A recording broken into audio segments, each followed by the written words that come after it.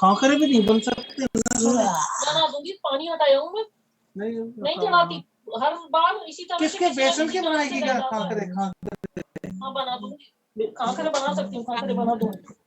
और अब मैं हटा के आ जाऊँ फिर पानी, क्योंकि किसी नहीं रहने दे, जाने दे। पसंद ही नहीं है ना, शांति से तो दो घड़ी रहना ही नहीं है इंसान।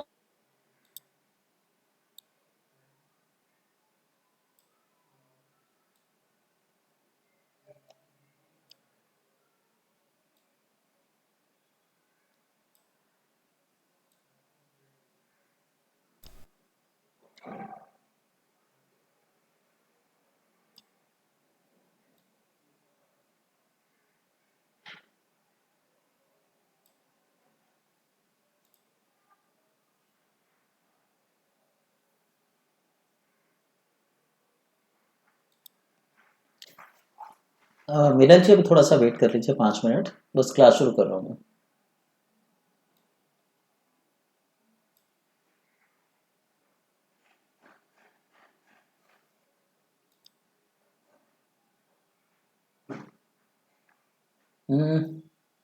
आप एक बार माइक पे आके बोलिए आप क्या कहना चाहते हैं। We will not learn much.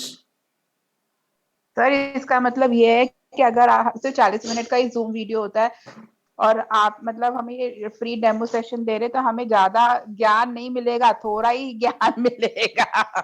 नहीं मैम, आप चिंता न करें, मैं दूसरा एक और डेमो सेशन दे दूंगा, कंटिन्यू करेंगे हम इसको। क्योंकि सर जब आप इतना नेक काम कर रहे हैं तो पूरा मन से करिए सर, क्योंकि उसमें क्या होगा, क्योंकि अगर आप ब्लेसिंग्स चाहते हैं या जो भी चाहते हैं, क्योंकि जब हम कोई भी नेक काम करते हैं तो इन द सेंस हम एक दूसरे को पॉजिटिविटी देना चाहते हैं कि जो भी मतलब जो दे उसका भी भला, जो ना दे उसका भी भला। कहने का मेरा मतलब ये है, क्योंकि मेरी शादी तो ऐसे ही हुई है कि जो दे उसका भी भला, जो ना दे उसका भी भला, भगवान सबको देख रहा है करके। जी बिल्कुल मैम जी। तो मेरी कोशिश यही रहेगी कि मैं आपको अच्छे से अच्छा डेमो दूं और ज्यादा से ज्यादा बताऊं जितना बता सकता हूं। ठीक है सर। ओके, बस 5 मिनट और वेट करते हैं। मतलब अभी 7:15, चलिए क्लास शुरू कर देते हैं। पहले एक छोटा सा ओवरव्यू ले लेते हैं, लाल किताब आखिर है क्या। एस्ट्रोलॉजी के अंदर कई विधाएं प्रचलित हैं, जिसमें से लाल किताब भी एक है। इसके अंदर केपी आती है, पराशरी आती है, वैदिक आती है। सबके अपने अपने नियम सिद्धांत है जो मूल रूप से वैदिक पर ही आधारित है। लाल किताब जो है ये बेसिकली वैसे तो विवादास्पद रचना है, पर फिर भी ये माना जाता है कि पंजाब जिले में, पंजाब जो हमारा राज्य है, वहां पे पंडित रूपचंद जोशी जी थे, जिन्हें सपने में इस विद्या का आभास हुआ है। पर जब हम इसकी पुरातन सृष्टि पे जाते हैं कि ये किस प्रकार बनी, क्या हुआ, तो ये कहा जाता है कि जो सूर्य के सारथी थे, उनका नाम अरुण था, उन्होंने इसकी व्याख्या करी थी। तो अरुणोदय के नाम से पहले से ही ये पुरानी चली आ रही थी, जिसे बाद में लाल किताब के नाम से प्रचलित किया गया। अरुणोदय यानी सूर्य की गति के अनुरूप इसकी व्याख्या की गई है। दूसरा, अगर हम दूसरी सभ्यताओं में चलते हैं तो हर सभ्यता में कहीं ना कहीं सूर्य को विशिष्ट माना गया है और उसी के अनुरूप सारी ज्योतिष विधा की, जिसमें न्यूमरोलॉजी, एस्ट्रोलॉजी, ऑकल्ट साइंस, सब कुछ सूर्य पे बेस्ड है। बाद में आगे चल के इसके दो हिस्से बने, एक सूर्य पे बेस्ड थे और दूसरे चंद्रमा पे बेस्ड थे। तो व्हाइट एनर्जी और ब्लैक एनर्जी के नाम से ये दो अलग अलग विधाएं बनी। यहां पे अगर हम थोड़ा सा ध्यान दें तो हम पाते हैं कि सूर्य ही है जो व्हाइट का भी देने वाला है और ब्लैक का भी, क्योंकि चंद्रमा भी कहीं ना कहीं सूर्य से ही रोशनी लेता है। अब यहां पे अगर हम नेचर को फॉलो करते हैं तो नेचर के रूल हमें कुछ और बताते हैं, और यदि हम किसी और को फॉलो करते हैं तो रूल कुछ और बताते हैं। अभी तक मैंने कई जगह से लाल किताब पढ़ी, सीखी। हर जगह पे लाल किताब के स्थान पर शुरू में लाल किताब बताई जाती है, पर वास्तव में जब वो पढ़ाते हैं तो कहीं ना कहीं वो वैदिक या पराशरी पे आ जाते हैं। उसका लॉजिक ये रहता है कि माना जाता है कि लाल किताब में पूरी तरह से एक्यूरेसी नहीं है, पर मैंने अपने अनुभव में पाया है कि अगर इसके अंदर गहराई तक उतरा जाए तो काफी हद तक इसके जो उपाय हैं या जो इसकी कैलकुलेशन है वो सटीक है। इस पे एक किस्सा भी है, क्योंकि मैं जब रूपचंद जोशी जी के बारे में पढ़ रहा था तो उनके समकालीन उनके कोई मित्र थे जिनको ये लाल किताब के थ्रू बताते रहते थे। तो इन्हें लाल किताब की प्रैक्टिस करते हुए काफ़ी लंबा अरसा हो गया था, अप्रॉक्सीमेटली 15 से 25 साल के करीब का इनको अरसा हो चुका था। तो वो मित्र उनके साथ बैठे हुए थे, तो कोई व्यक्ति उनसे पूछने आया तो उन्होंने लाल किताब खोली और उसके हिसाब से उनको उपाय बता दिया। तो जो पूछने व्यक्ति आया था, जातक आया था, उसके जाने के बाद उनके मित्र ने उनसे पूछा कि पंडित जी, जब आप लाल किताब के बारे में इतना जानते हैं, इवन आप खुद लाल किताब के रचयिता हैं, तो फिर आपको लाल किताब खोल के देखने की जरूरत क्या पड़ती है? ये तो आप खुद अपने उससे भी बता सकते थे। तो पंडित जी ने जवाब दिया, कहते लाल किताब भले ही मैंने लिखी है, पर मैं एकमात्र उसका संसाधन बना हूं। मैं ईश्वर इच्छा का पात्र हूं जिसने लाल किताब को रचा और लोगों तक पहुंचाया। पर वास्तव में जब भी मैं लाल किताब खोलता हूं, मुझे भी ये लगता है कि हर बार ये कुछ नया बताती है। जब मैंने इस बात को पढ़ा तो मैं काफी अचंभित हुआ, पर फिर मुझे ये चीज समझ आई कि अगर एक लाइन लिखी है और हम उसको बार बार पढ़ते हैं तो उसमें से कई गहन अर्थ निकलकर सामने आते हैं। तो शायद मेरा मानना यह है कि पंडित जी भी इसी बात को कहना चाहते थे कि जितनी बार वो उस किताब को खोलते हैं, उतनी बार वातावरण की जो शक्तियां हैं, जो ईश्वर इच्छा है, वो उतनी बार मुख से सेम पॉइंट के लिए अलग अलग निकलती है। अब आज की डेट में अगर हम किसी के पास जाते हैं अपनी कुंडली दिखाने और कुछ पूछते हैं, तो हमारा भी प्रयास ये होता है कि वो पहले दिन में कुंडली देखे और बता दे। अगर वो ऐसा नहीं करता तो हम मानते हैं वो अच्छा नहीं है।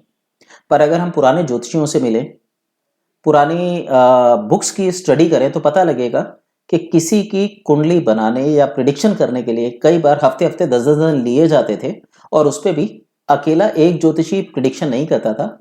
10, 12, 5 या 6 लोगों का ग्रुप होता था जो अपने अपने हिसाब से प्रिडिक्शन करता था। बाद में उनका तर्क वितर्क होता था और फिर फाइनल करके वो जो बात होती थी वो उस व्यक्ति तक पहुंचाई जाती थी। जब ऐसे किसी के पास बात पहुंचेगी तो हम समझ सकते हैं उसमें कितनी ज्यादा प्योरिटी होगी और रिजल्ट कितने एक्यूरेट होंगे। इसी तरीके से अगर हम अभ्यास कर रहे हैं और हमने रट लिया कि 5वां घर इसका है, 6ठा घर इसका है, 7वां घर इसका है, तो हम उसी के हिसाब से प्रिडिक्शन कर रहे होते हैं। पर अगर हम हर बार किताब खोल के उसको देखें तो हर बार उसमें हमें एक नया मतलब दिखाई देगा, ऐसा मेरा मानना है। और मैं अभ्यास भी इसी तरीके से करता हूं।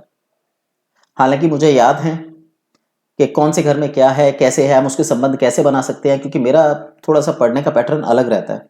पर फिर भी मेरी कोशिश ये रहती है कि जब भी मैं किसी की कुंडली देखूं तो उसको पढ़ के देखूं कि किताब में, लाल किताब में क्या बताया गया है, फिर मैं प्रिडिक्शन करूं। तो मुझे लगता है कि मेरी प्रिडिक्शन बेहतर है। बाकी मेरी कोशिश ये है कि जो भी आगे इस चीज को सीखे वो भी इस नियम का पालन करे। तो पंडित रूपचंद जोशी जी ने जब इसका निर्माण किया तो उन्होंने इसके 5 हिस्से बनाए, जिसमें एक अरमान था, एक फरमान था, एक गुटका था। उसके बाद की जो किताबें थी वो इन्हीं के मिश्रित रूप या मिश्रित संस्करण थे। इसके अंदर उन्होंने केवल लाल किताब को एस्ट्रोलॉजी को ना लेकर हस्तरेखा, मानसिक स्थिति और जो हमारा उठने बैठने का तरीका होता है, चलने बोलने चालने का ढंग होता है, इन सबको भी कैलकुलेट किया है। उनका कहना यह था कि हम केवल जन्म कुंडली पर आधारित ना रहें, क्योंकि जीवन की ऊर्जा हमें वहीं से मिलती है। कई बार वातावरण के प्रभाव से भी वो ऊर्जा में बदलाव आ जाता है, हमारे कर्मों के प्रभाव से बदलाव आ जाता है। तो उनका मानना यह था कि अगर हम किसी की प्रिडिक्शन करें तो केवल एस्ट्रोलॉजिकल न देख के उसके हाथों से भी उसकी तुलना करें। यदि हम हाथों से तुलना करते हैं और यदि हम कुंडली के हिसाब से तुलना करते हैं तो हमारी प्रिडिक्शन में काफी हद तक समानता होने के कारण सत्यता आने के जो चांसेस हैं वो बढ़ जाते हैं। इसी पद्धति को जब हम दूसरे राज्यों में, दूसरे देशों में लेके गए, हमने वहां से देखा तो वहां पे भी इस तरीके की जो कहावतें या लोकोक्तियां तरीके की थी वो चलती थी। इसे आसमानी फरमान के नाम से पुकारा जाता था, क्योंकि इसका ज्यादातर जो क्षेत्र रहा डेवलपमेंट का वो अफगानिस्तान और इस तरफ का रहा है। पहले अफगानिस्तान भी भारत का हिस्सा था, तो मूल रूप से तो ये भारत की ही देन है। और फिर जहां अरुण का नाम आता है, सूर्य का नाम आता है, तो वो सबसे पहले जो नाम लिया जाता है वो भारतीय संस्कृति में ही आता है, वेदों में मिलता है। अब पारस में या किसी और राज्यों में हम देखते हैं, पिक्चरों में भी देखते हैं कि चुड़ैलें हुआ करती थी जो राजा की भविष्यवाणी किया करती थी, आसमानी संकेत को लिया करती थी। अलग अलग शब्दों में जो खड़ी बोली में या वहां की आम बोलचाल की भाषा में लिए जाते थे, उन शब्दों के द्वारा उसकी प्रिडिक्शन की जाती थी। हम अगर देखें तो रामचरितमानस भी इसका एक अच्छा उदाहरण है, जहां पे उस समय की बोली जो अवध की है उसका प्रयोग करके रामायण की व्याख्या की गई है।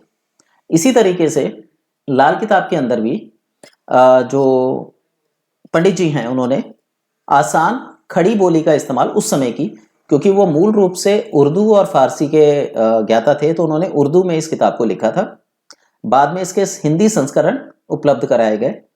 वो पंजाब क्षेत्र से पंजाब क्षेत्र के उसमें आते थे और देहाती टाइप के थे, देहात से बिलोंग करते थे। तो जो वाक्य उन्होंने लिखे वो देहात की आम बोलचाल के वाक्य रहे हैं। जैसे यहाँ पे हम देख सकते हैं, एक मैंने एग्जांपल लिया है, बच्चों के लिए खिलौने जो तू लाता रहेगा, तेरा केतु दो मुस्कुराता रहेगा। इसका अर्थ यह हुआ कि जो व्यक्ति जिसका केतु दूसरे खाने में बैठा हो, अगर ऐसा व्यक्ति बच्चों के लिए खेल खिलौने लाता है तो उसका केतु हमेशा उसको शुभ फल देगा। इस तरीके की व्याख्या लाल किताब में की गई है। अभी तक हम जब भी पढ़ते हैं लाल किताब तो उसमें यही सब हमें बताया जाता है, पर बताया कैसे जाता है, जैसे वैदिक अंश होते हैं कि केतु अगर दूसरे घर में बैठा है तो उसका संयोग किसके साथ है, उसके हिसाब से व्याख्या करती है। तीसरे में बैठा है तो तीसरा किसके साथ है, उसके साथ व्याख्या करती है। पर मेरा क्या प्रयास ये है कि हम लाल किताब इसी तरीके से पढ़ें जिस तरह के तरीके से लिखी गई है। मैं यहाँ पे एक स्क्रीन खोल रहा हूं, आप देखिएगा।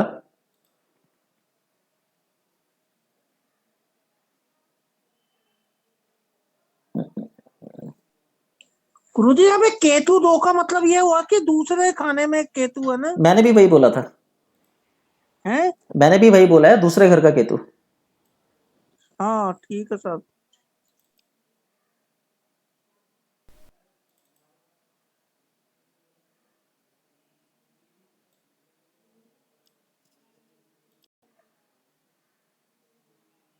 अभी स्क्रीन खुल रहा है, मैं आपको दिखाता हूँ लाल किताब किस तरीके से बनी हुई है और कैसे लिखी हुई है।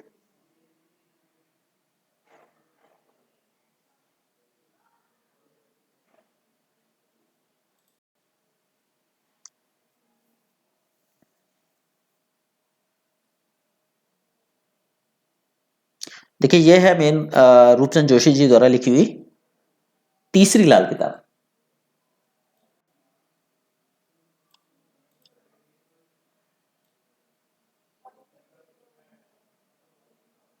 ये आप नेट से डाउनलोड करना चाहते हैं, कर सकते हैं, पर इसके लिए आपको थोड़ा सा बेसिक हिंदी की नॉलेज जरूरी है, क्योंकि इसमें हिंदी और कुछ शब्द गुप्त रखे गए हैं।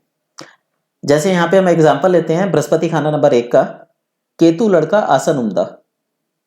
तो केतु लड़का का मतलब यह हुआ कि केतु जो है वो एक व्यक्ति के लड़के को इंडिकेट करता है, और आसन उम्दा का मतलब यह हुआ कि उसके जीवन को आधार देने का काम करता है। बुद्ध निकम्मा लेते हैं। अब देखिए हम इसको समझ सकते हैं, केतु लड़का आसन उम्दा बुद्ध निकम्मा लेते हैं। यह खाने 5 नंबर की बात की गई है। अगर 5 नंबर खाने में केतु अपनी उच्चतम स्थिति में, अच्छी स्थिति में बैठा हुआ है, तो लड़का जो है वो बुढ़ापे के समय पर उस व्यक्ति की मदद करेगा या उस व्यक्ति का सही से पालन पोषण करेगा, उसके संस्कारों को दर्शाता है। वहीं अगर 5वें घर में बुध आ जाए तो वो बुध उसके बेटे को खराब करके उसके भाग्य को खराब करने का काम करेगा। इस तरीके की लैंग्वेज का उन्होंने इस्तेमाल किया है। आगे है घर 5वें घर शनि हो बैठा, कोठे भी उसे मंदे हैं। यानी इसका अर्थ हुआ कि अगर 5वें घर के अंदर, आदित्य जी प्लीज अपना माइक ऑफ कर लीजिए।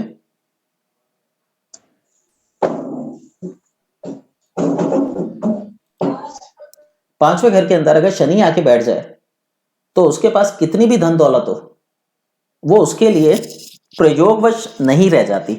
जैसे एक ये मान सकते हैं कि एक व्यक्ति ने हार्ड वर्क करके अपनी खुशी के लिए BMW कार खरीदी, पर ग्रहों की स्थिति के अनुरूप समय बुरा होने पर, आदित्य जी अपना माइक बंद कर लीजिए प्लीज। समय खराब होने पर उसे डायबिटीज हो गई या उसका स्वास्थ्य इतनी बुरी तरह बिगड़ गया कि डॉक्टरों ने उसे कहा कि अब आप साइकिल पे चलो। तो कहने को उसके पास प्रॉपर्टी है, बंगला है, गाड़ी है, अच्छी से अच्छे खाने पीने की चीजें हैं, पर भोग उसके पास होने के बावजूद भी कुछ नहीं है। तो इस तरीके की लैंग्वेज का प्रयोग जो है लाल किताब के अंतर्गत किया गया है। अगर हम लाल किताब इसी लैंग्वेज में पढ़ें और समझें तो मेरा मानना यह है कि हमारी जो प्रिडिक्शन होगी वो कहीं बेहतर होगी बनस्पत हम इसके रट्टे मारें। इसमें आप लोगों का क्या व्यूज है? अगर एक दो जने बोले तो अच्छा लगेगा।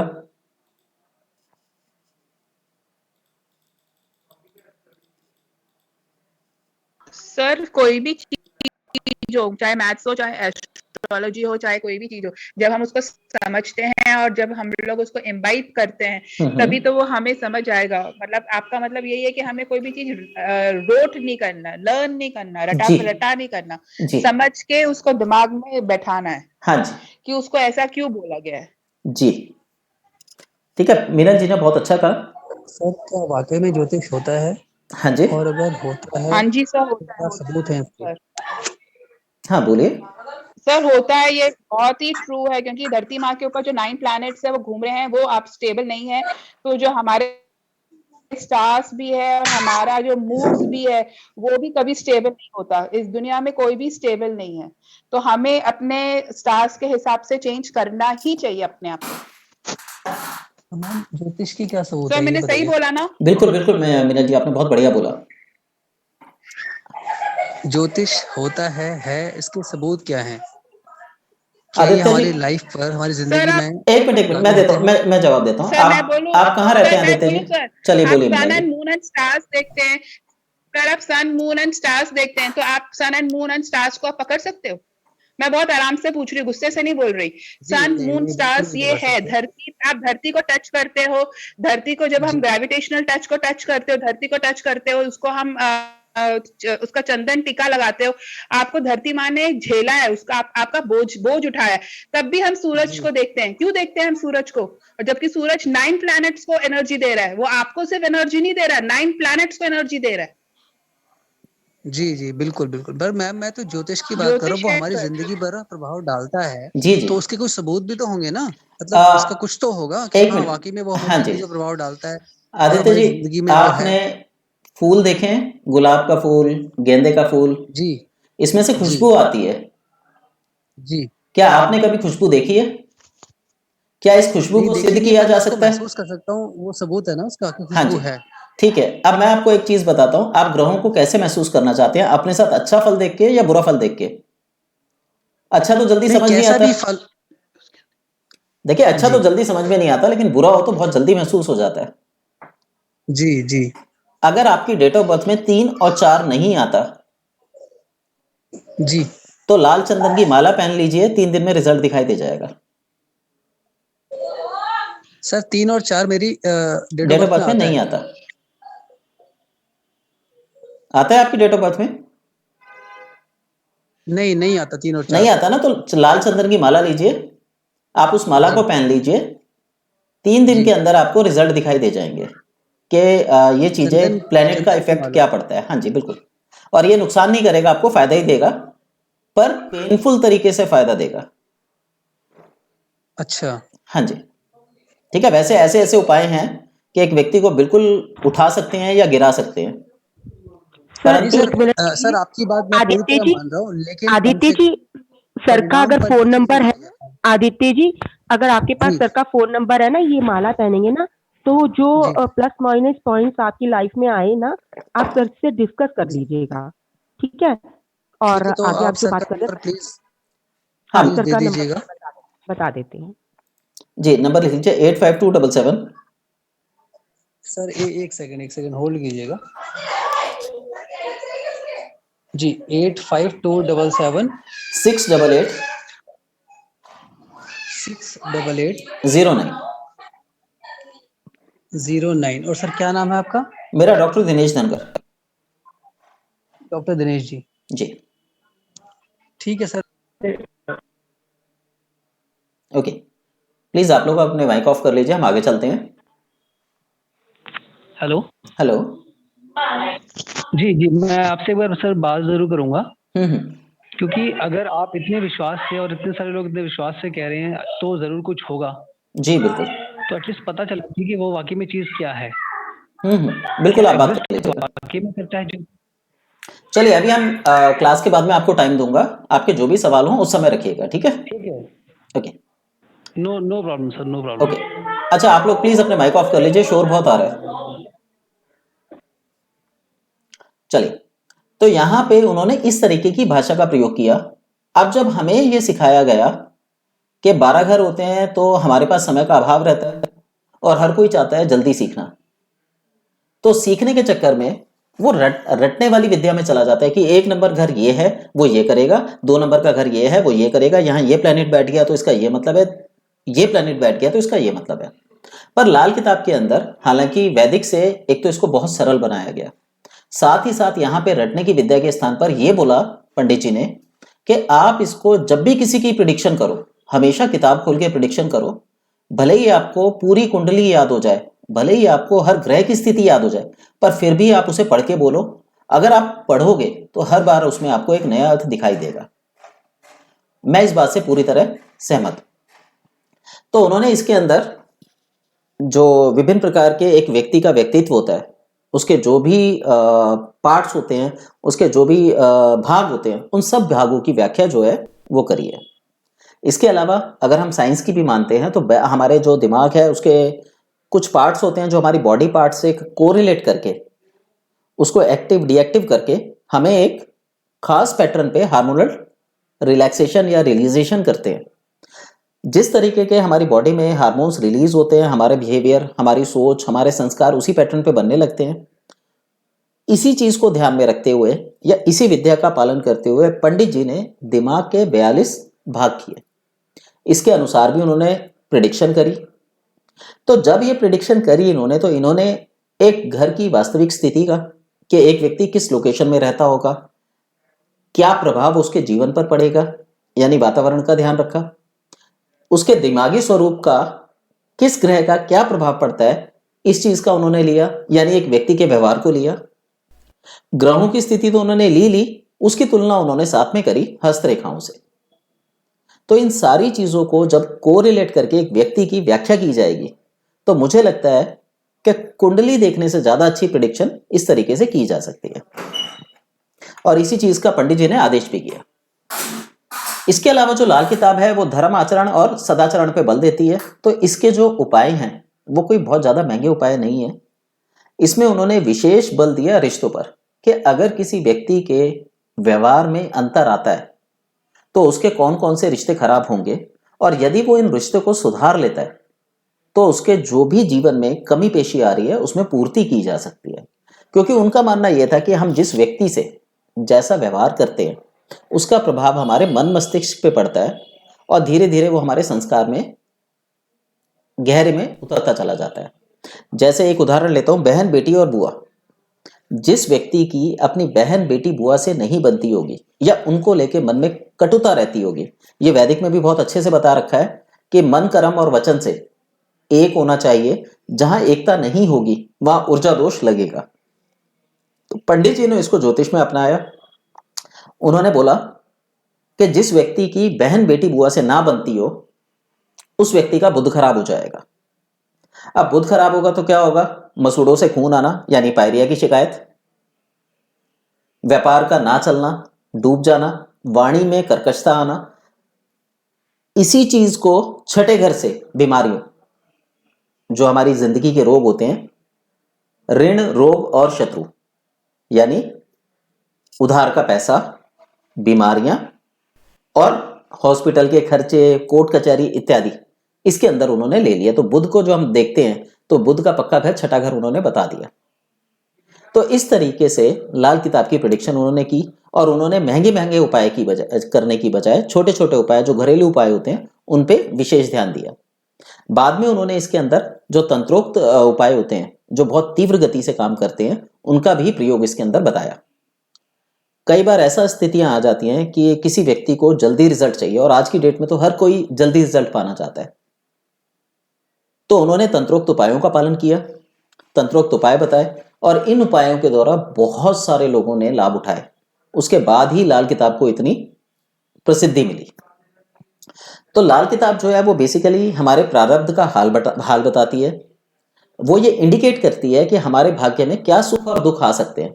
देखिए, अगर मैं कुंडली पढ़ने की बात करूं तो शायद संसार में, मेरा मानना यह है कि शायद ही संसार में कोई ऐसा व्यक्ति होगा जो भविष्य का कथन कर सकता हो, लेकिन अनुमान जो व्यक्ति ज्योतिष जानता है वो लगा सकता है। तो ज्योतिष जो है वो एक अनुमान की विधा है।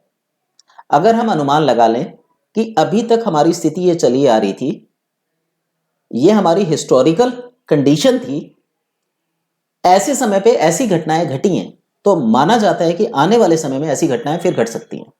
तो उसके लिए अगर हम कुछ उपाय निकाल लें तो हमारा आने वाला समय शायद अच्छा हो जाए। क्योंकि देखिए, मैं एक सर्जन की बात करता हूं जो बहुत बड़े सर्जन है। आप वर्ल्ड के बड़े से बड़े सर्जन को ले लीजिए, वो भी किसी व्यक्ति की सर्जरी करता है तो फाइनली वो यही बोलता है कि मैं अपना काम कर रहा हूं, बाकी इच्छा ईश्वर की है कि वो क्या चाहता है। मैं अपना काम अच्छे से कर रहा हूं, बाकी इच्छा ईश्वर की है। इसी प्रकार ज्योतिष कोई ये कहे कि भाई 100% रिजल्ट देती है, मैं इस बात से सहमत नहीं हूं। हमारा काम है एक अनुमान लगाना, भविष्य का अनुमान लगाकर ये मानना कि ऐसा भविष्य में घटना घट सकती है या वर्तमान ऐसा चल रहा है। परंतु ईश्वर इच्छा सर्वोच्च है। ईश्वर की इच्छा है कि उस व्यक्ति को क्या फल मिलेगा, जो उसके प्रारब्ध, उसके कर्म रहे होंगे, वैसे ही उसे फल की प्राप्ति होगी। अब जो हमारे कर्म बनते हैं हम उनको भोगते हैं, और भोगने के दौरान अगर हम सही तरीके से परिहार करें, उपाय करें, तो हम ठीक रह सकते हैं। जैसे किसी व्यक्ति को बुखार हो जाता है तो बुखार का मतलब है शरीर में गर्मी का बढ़ जाना। उसके लिए हम लोग पैरासीटामोल का इस्तेमाल करते हैं। एक व्यक्ति एक गोली खा के ये सोचे कि मेरा बुखार उतर जाएगा, तो ये संभव नहीं है।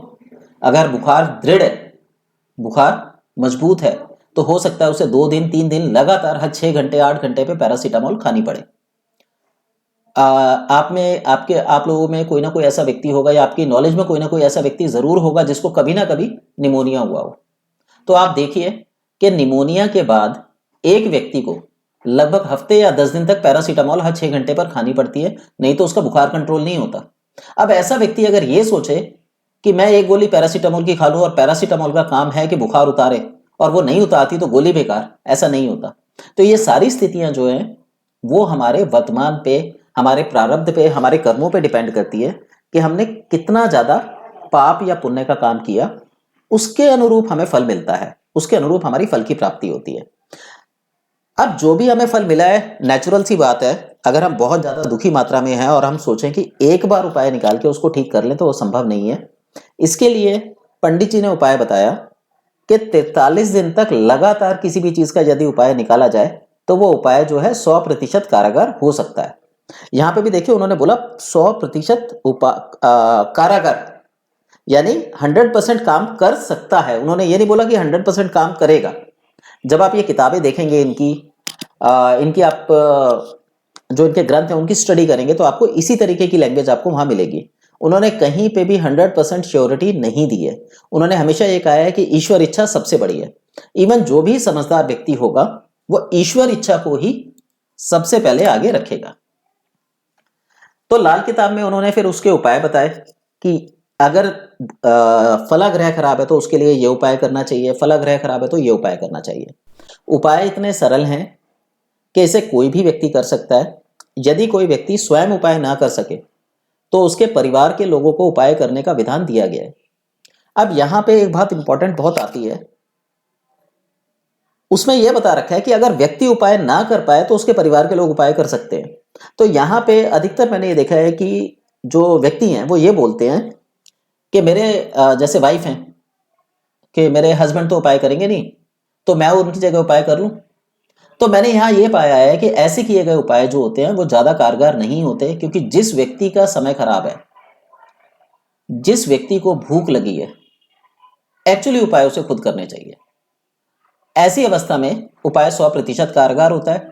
यदि व्यक्ति बहुत ज्यादा बीमार हो, बहुत ज्यादा मुसीबत आ रखी हो, तब उसके स्थान पर कोई और व्यक्ति उपाय करे जो उसके खून के रिलेशन में आता है, तब वो उपाय काम कर सकता है, क्योंकि वहां पे इंटेंशन बिल्कुल प्योर होती है।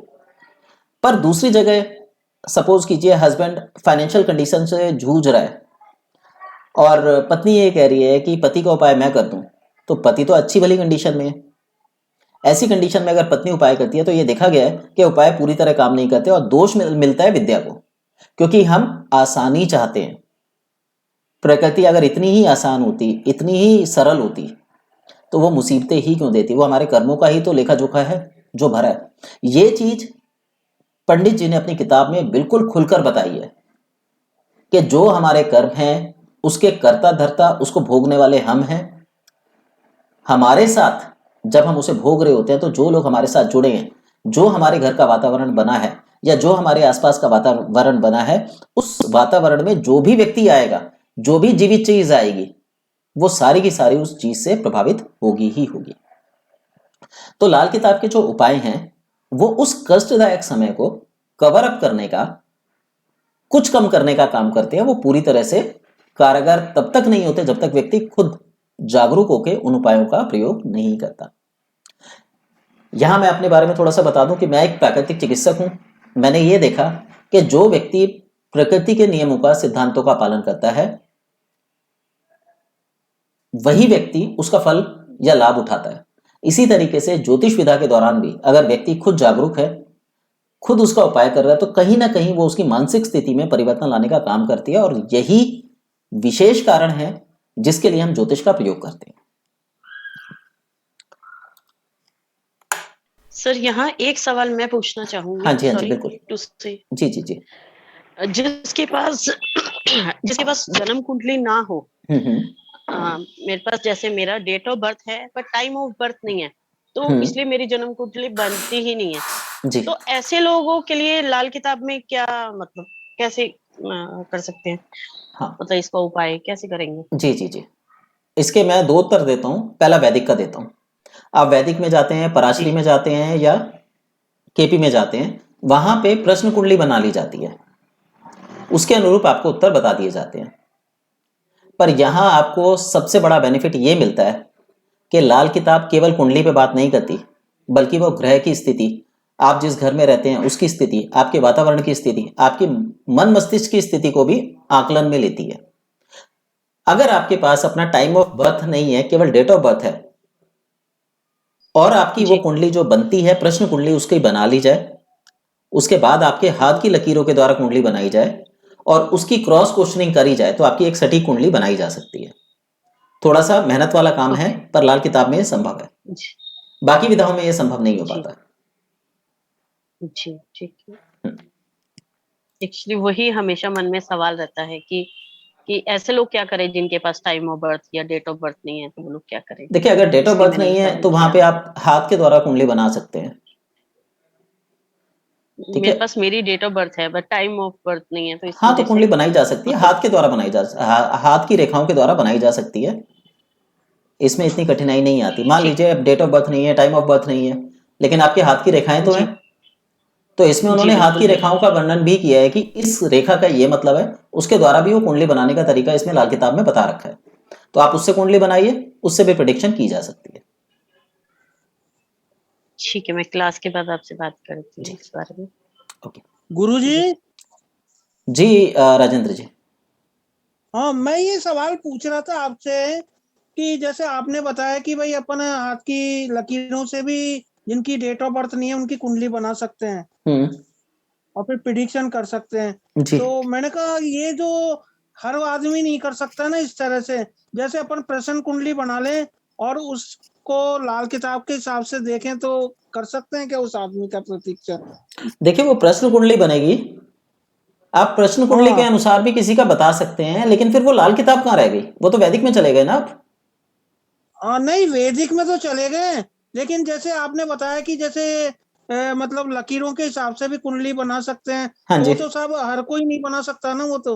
देखिए, सीखने का पर्पस यही है कि आप हर फैक्टर को जानते हो, तभी तो आप अलग अलग तरीके से, अगर कहीं पे कोई गड़बड़ हो रही है तो आप उसे कवर अप कर सके।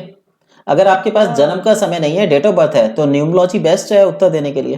अच्छा, मैं यहाँ एक चीज बोलना चाहूंगा। 1 मिनट राजेंद्र जी, हमारा टाइम खत्म होने वाला है, आप लोग प्लीज दोबारा ज्वाइन कर लीजिएगा। हाँ जी राजेंद्र जी, जी। अब आप बोलिए। राजेंद्र जी आप कुछ बोल रहे थे? हाँ, मैं तो यही पूछ रहा था साहब आपसे कि जिनको हाथ देखना नहीं आता, फिर वो अगर प्रश्न कुंडली से बना करके और लाल किताब का प्रिडिक्शन करें तो सही रहेगा क्या वो? हाँ जी, इसके लिए मैंने वही कहा कि हमें सीखना चाहिए। अभी तक इस पे कोई काम नहीं कर रहा, हम रट्टाफिकेशन पे काम कर रहे हैं। पहले घर का किया है, इसमें ये ग्रह बैठ गया तो ये मतलब। लेकिन अगर हम सही तरीके से सीखें,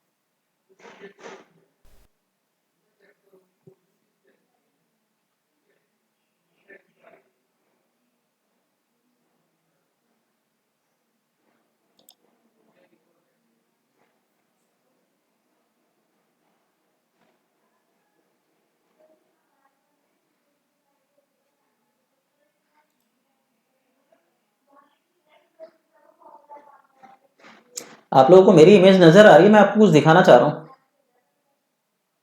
इमेज नजर आ रही है?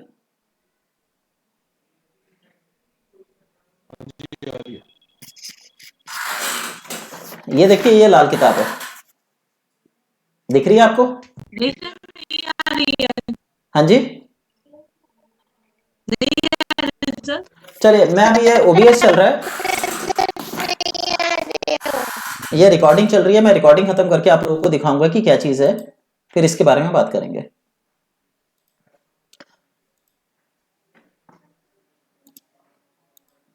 फिलहाल जब हम कोई विधा सीखते हैं तो हमें उसको ऊपरी रूप से सीखने की बजाय उसके अंतरतम में, उसकी गहराई में उतरना चाहिए। तो लाल किताब ये कहती है, या लाल किताब अगर आप प्रिडिक्शन करना चाहते हैं तो तरीका ये कहता है कि आप इसके सारे पक्षों को कवर करें।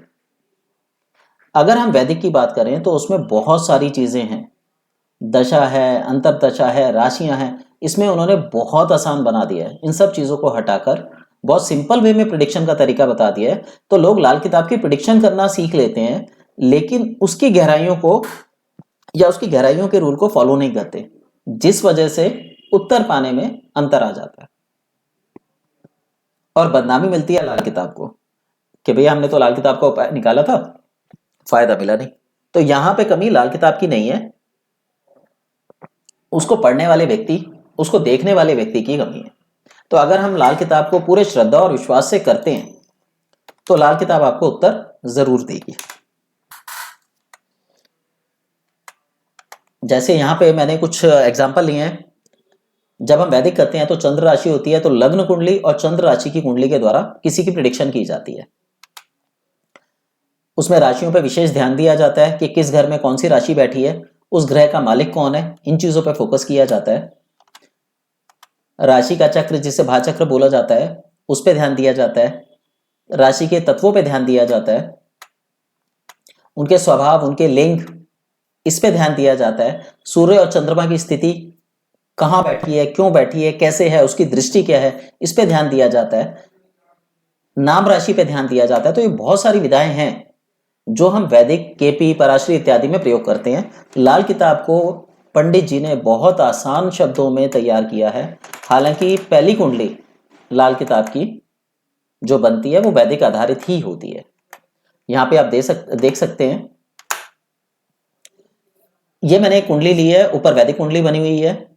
यहाँ पे लग्न में जो पहला घर होता है उसको 7 अंक दिया, दूसरे को 8, तीसरे को 9, चौथे को 10। ये वैदिक की कुंडली के अनुसार हमारी जो ग्रिड या चार्ट होता है ये बनता है। उसके बाद जो भी ग्रह जिस भी स्थान पर बैठते हैं, कितने अंशों का ग्रह है, किस नक्षत्र में बैठा है, कौन इसका राशि स्वामी है, इन सब चीजों पे ध्यान दिया जाता है।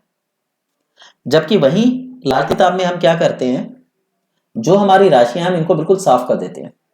एक भी अक्षर इसके अंदर जो 1 2 3 4 है ये नहीं रहता, ये इनको राशियां बोला गया, ये नहीं रहती। और कुंडली हमेशा मेष राशि से बनाई जाती है। जो ग्रह जिस घर में बैठे थे वो वहीं रहते हैं, लेकिन कुंडली हमेशा मेष राशि से बनाई जाती है। लग्न के अंदर हमेशा 1 लिखा जाएगा, फिर सीधे हाथ की तरफ 2 3 4 5 6 इस तरीके से हम राशियों को बैठाते हैं, और ये लाल किताब की कुंडली कहलाती है। तो सबसे पहले जब हम कुंडली बनाते हैं लाल किताब की, तो हमें पहले वैदिक कुंडली चाहिए, उसमें से हम राशियों को हटा देंगे, और राशियां हटाने के बाद ग्रह जिस स्थान पर बैठे हैं वहीं बैठे रहेंगे, और कुंडली को मेष राशि की बना देंगे। बस ऐसा करने के बाद हमारी जो प्रिडिक्शन है किताब के अनुरूप चालू हो जाती है। जैसे मैं यहाँ एक एग्जांपल लेता हूं, हमारा जो गुरु है वो 7वें घर में बैठा हुआ है।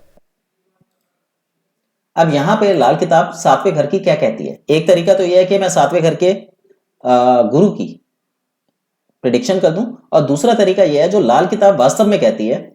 तो बृहस्पति जब 7 नंबर खाने में आएगा तो वो क्या कहती है, हम इसको पढ़ते हैं।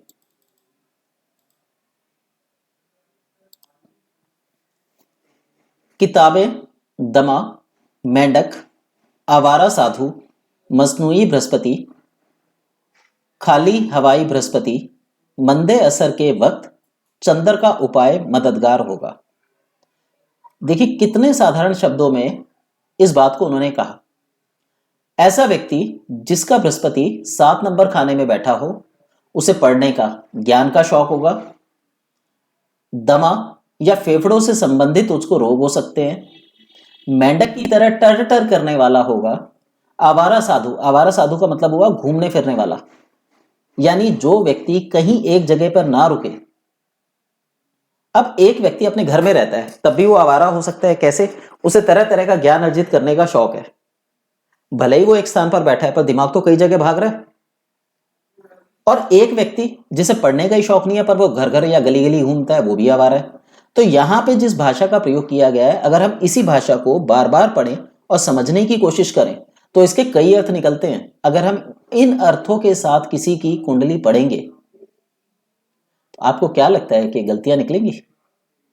मेरे हिसाब से एक बेहतरीन तरीका है। उसके बाद यह बताया कि मसनूई बृहस्पति, मसनूई का अर्थ होता है जब 2 ग्रह मिलकर एक का इफेक्ट दे। तो यहां पे सूर्य और शुक्र का इफेक्ट बृहस्पति के अंदर आया हुआ है। तो 7वें घर का बृहस्पति स्पाउस से विलगाव बनाता है, वहीं शुक्र जो है वो अट्रैक्ट करता है, एक अलग करता है और दूसरा मिलाता है। तो ऐसा व्यक्ति पर स्त्री में रुचि रखने वाला होगा। खाली हवाई का मतलब हुआ हवाई के लिए बनाने वाला, यानी वो बैठे बैठे बहुत बड़ी बड़ी बातें करेगा, रिजल्ट कुछ नहीं आएगा। मंदे असर के वक्त चंद्र का उपाय मददगार होगा।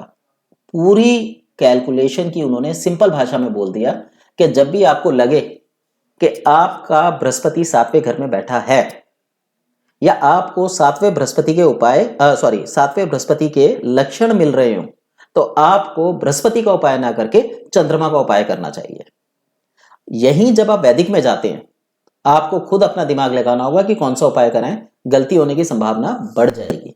यहां पे आपकी गलतियों की संभावना खत्म हो गई, क्योंकि लाल किताब यह कहती है कि जब आप लाल किताब कर रहे हैं तो अपना दिमाग लगाने की जरूरत बिल्कुल भी नहीं है, केवल पढ़िए और उसको फॉलो करिए, पर आपका नजरिया बृहद होना चाहिए। जी पारुल जी बोलिए। पारुल जी कुछ ये कैसे पता चलेगा कि उसका मंदा असर होना शुरू हो गया? ये सब इसके अंदर लिखा होता है आगे, जब आप पढ़ेंगे तो धीरे धीरे चीजें क्लियर हो जाएंगी। अच्छा, हाँ, यहाँ पे ये बताया ना, हाथ की रेखाएं, दिमागी स्थितियां, आपका व्यक्तित्व, इन सब चीजों के ऊपर लिखा हुआ है इसमें किताब में। जैसे आपने देखा होगा नाड़ी विज्ञान के अंगूठे का निशान लेते हैं और सब कुछ बता देते हैं, सेम वही किताब है ये भी। ये आपका ग्रह देखेगी और प्रेडिक्शन पूरी कर देगी। नहीं सर, ग्रह तो जैसे हमें समझ में आ गया कि आप सातवें घर में हैं, तो सर अब ये तो जैसे आपका बाय बर्थ सातवें घर में बैठा हुआ, तो इसमें हमें तब पता चलेगा जैसे इस ईयर में तो कहीं और बैठा हुआ होगा। हाँ, इसकी कुंडली कैसे देखते हैं? जी जी, कुंडली कैसे देखते हैं? कुंडली देखने का तरीका ये है, जब भी आप किसी व्यक्ति के बारे में जानना चाहते हैं तो पहले उसकी मुख्य कुंडली बनाएं। मुख्य कुंडली वो होती है जो बाय बर्थ बनती है, बर्थ चार्ट जिसको बोलते हैं। हाँ तो जी, हाँ अब जी। उसको भाग्य ये मिला है। हाँ। हमेशा किसी की भी प्रिडिक्शन करते हुए मुख्य कुंडली सबसे पहले बनानी सबसे ज्यादा जरूरी होती है, ताकि आप उस व्यक्ति के व्यक्तित्व को समझ सके। अब यहाँ पे आवारा साधु लिया गया कि सातवें घर का जो वो व्यक्ति है वो आवारा साधु होगा। तो ऐसा व्यक्ति हो सकता है घूमने फिरने वाला हो सकता है किताबें पढ़ने वाला हो। हाँ जी।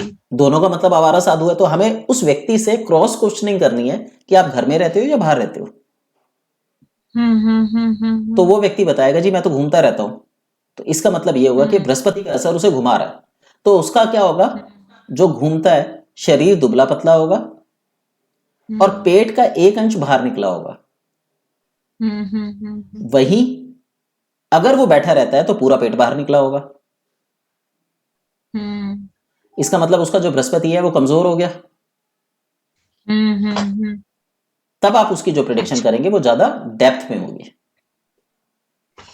तो अगर उसको कोई प्रॉब्लम आ रही हो बृहस्पति से रिलेटेड, जैसे सपोज ये सातवें घर में बैठा हुआ है जो स्पाउस का घर है एक तरीके से, तो अगर उससे रिलेटेड प्रॉब्लम आ रही हो तो हम ये देखेंगे कि वो मतलब उसका ये हो जाएगा कि इस समय उसका क्योंकि सातवें घर का है और वहां पे बृहस्पति बैठा हुआ है, तो वो शुक्र और सूर्य के साथ वाला हो गया, असर देगा। मतलब उसका बाहर की स्त्रियों में इंटरेस्ट होगा, या हम कहेंगे लग्जरीज की तरफ इंटरेस्ट होगा। लग्जरीज की तरफ भी आप बोल सकते हैं। बिल्कुल बिल्कुल, लग्जरी भी होता है और परस्त्री भी होता है। हाँ जी। तो फिर हम मतलब हम उसकी प्रॉब्लम सुनेंगे तो हम ये देखेंगे कि उसका बृहस्पति कहाँ बैठा हुआ है। हाँ जी। और फिर हम ये देखेंगे कि इस ईयर में कहाँ बैठा हुआ, तो उसको उस प्रॉब्लम से निजात मिलेगी या नहीं मिलेगी। हाँ जी, लाल किताब ये नहीं कहती कि आपको बिल्कुल एक्यूरेसी से बता देगी, वो ये कहती है हम कंडीशन बता देंगे और उसके बाद उपाय बता देंगे। अब जिस व्यक्ति का बृहस्पति बाय बर्थ सातवें घर में बैठा है उसे चंद्रमा का उपाय बताना मददगार रहेगा। लेकिन कब, जब बृहस्पति खराब हो, किसी खराब घर में बैठ जाए। अब यही बृहस्पति अगर पांचवें घर में ईयर के अंदर खराब घर में बैठ जाए। जी जी जी। Okay okay. और सर एक चीज और, जैसे चंद्रमा के जो उपाय होते हैं वो ज्यादातर ऐसे वाले उपाय होते हैं जहाँ पे दूध और पानी और इन सब का दान ज्यादातर होता है। तो हम ये कैसे प्रेडिक्ट करेंगे कि हो सकता है उसका जो चंद्रमा है वो अपने अच्छे घर में बैठा हुआ, तो उसको दान नहीं करना। जब आप उसमें चलते हैं वैदिक में, वहां पे ये नियम लगते हैं। जब आप लाल किताब में आते हैं तो यहां पे उन्होंने सीधा बोला है कि जो लिखा है उसी को फॉलो करवाना है, क्योंकि उन्होंने पूरी रिसर्च कर रखी है और इसे गुरु वाणी बोला गया है, कि ईश्वर की वाणी बोला गया है कि इसमें जो बताया गया है वो उपाय पूरी तरह काम करते हैं। तो जब आप टोटके में जाते हैं तो आप देखेंगे उपाय होते हैं। और यहाँ एक और चीज कहना चाहूंगा, जो ऊर्जा है उसका जो प्रभाव है या तो पॉजिटिव होता है या नेगेटिव होता है। तो यहाँ पे जब पॉजिटिव इंपैक्ट होता है तब हमेशा ये कहा जाता है कि ग्रह की शक्तियों को बढ़ाओ, क्योंकि पॉजिटिव हो रहा है तो और अच्छा होगा आपके साथ। और जब ग्रह का इफेक्ट नेगेटिव होता है तब आपको यह कहा जाता है कि ऑपोजिट के दान करना, या ऑपोजिट को या तो बढ़ाना चालू करो या सेम का दान करना चालू कर दो। तो वो बिल्कुल खुल के बताए गए हैं ये चीजें। और सर अगर किसी के सातवें घर में अभी बैठा हुआ है जैसे बृहस्पति है और भी 2-4 ग्रह आके बैठ जाए, तो उनका फिर फल चेंज हो जाएगा। हाँ जी बिल्कुल, फल बदल जाएगा। उसके लिए पूरी प्रेडिक्शन करी हुई है किताब के अंदर। फिलहाल क्या है, जब आप शुरुआत करते हैं नहीं तब भी देखेंगे आप इसको, लेकिन उसमें क्या है ये मसनूई बन जाएगा। अपना असर तो रहेगा ही रहेगा। बिल्कुल भाई, बृहस्पति बैठा है तो वो अपना असर तो देगा ही देगा, लेकिन वो किसके साथ बैठा है उसका असर अलग से देगा। ठीक है, और वो ग्रह भी अपना असर देगा। वो ग्रह भी अपना असर देगा और अलग से भी देगा, मतलब मिला जुला भी देगा और अलग से भी देगा। तो इसकी जो नॉलेज है वो बिल्कुल अलग तरीके की है। और हम जब प्रिडिक्शन करते हैं, आप जब भी लाल किताब वालों को सुनोगे तो अधिकतर वो प्रिडिक्शन के दौरान इसमें या तो केपी या पराशरी या वैदिक मिक्स कर देते हैं। और मिक्स होने की वजह से इसके जो रिजल्ट हैं वो बदल जाते हैं। फिर हम कहते हैं जी लाल किताब के उपाय जो हैं बहुत खतरनाक होते हैं या फिर बिल्कुल ही काम नहीं करते। पर सत्यता यह है कि जिस तरीके से लाल किताब पढ़ी जानी चाहिए उस तरीके से हम उसको पढ़ते ही नहीं है, तो रिजल्ट वैसे कैसे आ सकते हैं। एक चीज और बताऊं, पंजाब दिल्ली के बहुत पास है। अगर हम लाल किताब को फॉलो करते हैं तो हमें ज्यादा सटीक, कम मेहनत में ज्यादा सटीकता के साथ उत्तर मिल सकते हैं। ये लाल किताब का बहुत बड़ा फायदा है। इसके बाद खैर लाल किताब का थोड़ा सा आगे देखते हैं हम। 7वें बृहस्पति सबको तारे, खुद तिकड़ी की बोधी हो। जो 7वें घर का बृहस्पति है, ये माना जाता है कि जो उसके संपर्क में आएगा वो उसको तार देगा, यानी कैसी भी समस्या आई हो, 7वें घर का बृहस्पति हर व्यक्ति को आराम पहुंचाने की क्षमता रखता है। पर खुद जो है तिकड़ी की बोधी हो। तिकड़ी की बोधी का मतलब यह है कि तिकड़ी जो है 3 लोग बोले गए हैं या 3 का अंक माना गया है। जहां 3 चीजें होती हैं वहां बुरा माना जाता है। अब 3 आदमी है और उसकी भी बोधी है। बोधी का मतलब सीधा सीधा लक्ष्य निर्धारित कर दिया गया है। जैसे हम अगर जो लेंस होता है उसकी ऊर्जा को कहीं केंद्रित करें तो वहां आग लग जाती है। तो यहां पे यह अर्थ बताया गया है कि जब 3 व्यक्ति बैठे हों और उनके ऊपर भी लेंस लगा हो, इतनी बारीकी से देखा जा रहा हो, तो हम ये समझ सकते हैं कि बृहस्पति कितना ज्यादा उस व्यक्ति के लिए खराब होगा। यानी 7वें घर का बृहस्पति उस व्यक्ति के संपर्क में आए हुए लोगों का बहुत अच्छा होता है, परंतु स्वयं उस व्यक्ति के लिए हानिकारक होता है। धर्म ईमान में अपना पक्का, पर भाइयों से दुखिया हो। यह व्यक्ति धर्म और ईमान से खुद तो बहुत पक्का रहेगा, पर जो भी उसके भाई और मित्र रहेंगे इनसे इसको हमेशा या तो समस्या रहेगी या दूरी बनी रहेगी। अब यहां पे अगर वो व्यक्ति चंद्रमा का उपाय करे, जो कि ऊपर बता रखा है, तो भाइयों से रिलेशन अच्छे हो जाएंगे। अब जाने अनजाने चंद्रमा के उपाय निकल ही आते हैं। आप सुबह सो के उठते हैं, मुंह पे पानी के छींटे मारते हैं, चंद्रमा का उपाय। आपने मोती धारण कर लिया, चंद्रमा का उपाय। आप डेली सुबह दूध पीते हैं, चंद्रमा का उपाय। आप सफेद रंग के कपड़े पहन लेते हैं, चंद्रमा का उपाय। आप डेली 10-15 मिनट आधा घंटा मेडिटेशन करते हैं, चंद्रमा का उपाय। हम दिन भर कोई ना कोई कर्म कर रहे हैं जो कहीं ना कहीं किसी न किसी ग्रह से अटैच्ड होता है, रिलेट होता है। यदि हम इन बातों को ध्यान में रखकर इस चीज को पढ़ें तो मुझे नहीं लगता कि हमें उत्तर नहीं मिलेंगे।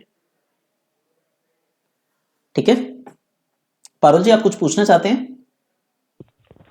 सर मैं एक चीज पूछ रही थी हाँ कि जी। 7वां जो बृहस्पति है जिसका, उसको चंद्रमा का उपाय अगर बताया जा रहा है तो इसका मतलब उसको माता से भी कहीं परेशानी रहने वाली है या उनकी माता को परेशानी रहने वाली है? माता को परेशानी होती है ज्यादातर ऐसी अवस्था में, या तो माता बीमार होती है या एक्सपायर हो जाती है। और इसलिए भी चंद्रमा का उपाय बताया गया है शायद। हाँ जी, हाँ जी। अब यहाँ देखिए, डायरेक्टली चौथे घर की बात नहीं करी, लेकिन इनडायरेक्ट वे में उन्होंने चौथे घर की बात कर दी है चंद्रमा का उपाय बताकर। हाँ जी।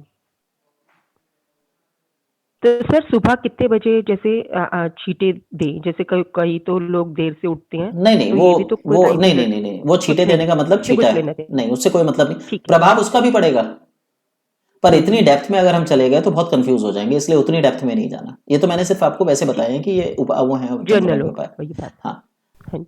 अगर आप लोगों में कोई व्यक्ति अपनी कुंडली को जानता हो और 7वें का बृहस्पति हो तो प्लीज एक बार माइक ऑन कर लीजिए।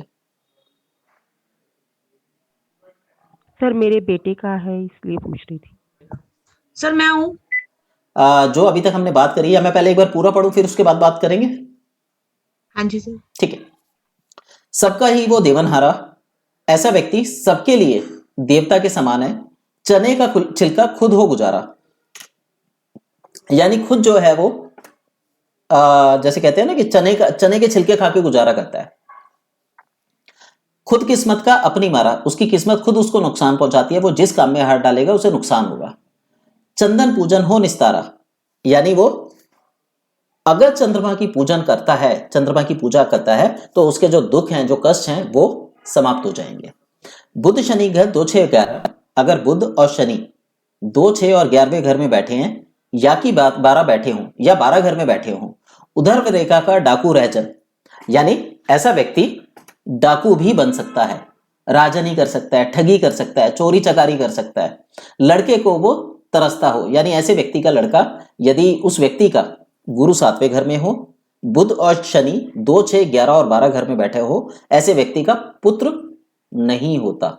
या कभी वो उपाय करे या किस्मत ने पलटा खाया तब उसके पुत्र की प्राप्ति होती है, पर बहुत कठिनाई के साथ होती है।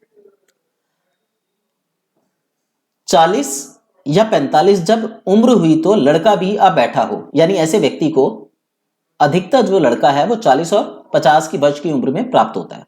तो देखिए यहाँ पे कितनी कठिनाइयों से लड़का प्राप्त होता है, इसके बारे में बताया हुआ है। पिछले धोने सब कुछ धोकर सुख सागर का मालिक हो, यानी अगर ऐसा व्यक्ति अपने भाग्य के बारे में जानता है, उसे पता है कि उसे क्या उपाय करने हैं, कैसे करने हैं, सिंपली बता दिया उन्होंने, चंद्रमा के उपाय करने हैं, तो वो अपने पुराने कर्मों को धोकर सुख और शांति का मालिक बनता है। लोग गए जो मेला बैसाखी, लाला जी जकड़े हैं घर की राखी। यानी यहां पे फिर उसमें बताया गया है कि ऐसा व्यक्ति जिसका 7वें घर का बृहस्पति हो, उसके अड़ोसी पड़ोसी, उसके जानकार लोग जैसे मेले में जाने पे एंजॉय करते हैं, वो सब खुशपूर्वक जी रहे हैं, उन्हें जो चाहिए जैसा चाहिए उनको मिलेगा। परंतु खुद जो व्यक्ति है वो व्यक्ति फाके का, मतलब जिसको कहते हैं ना फाका भी नसीब नहीं होता, ऐसी स्थिति में पहुंच जाएगा। भाइयों से तंग होकर कई दफा कहता होगा, कई बार व्यक्ति अपने भाइयों या मित्रों से इतना तंग हो जाता है और कहता है कि भाई जी मैं जन्म लेते ही मर क्यों नहीं गया, या तू मर क्यों नहीं गया। तो यह एक प्रिडिक्शन थी 7वें घर के बृहस्पति की।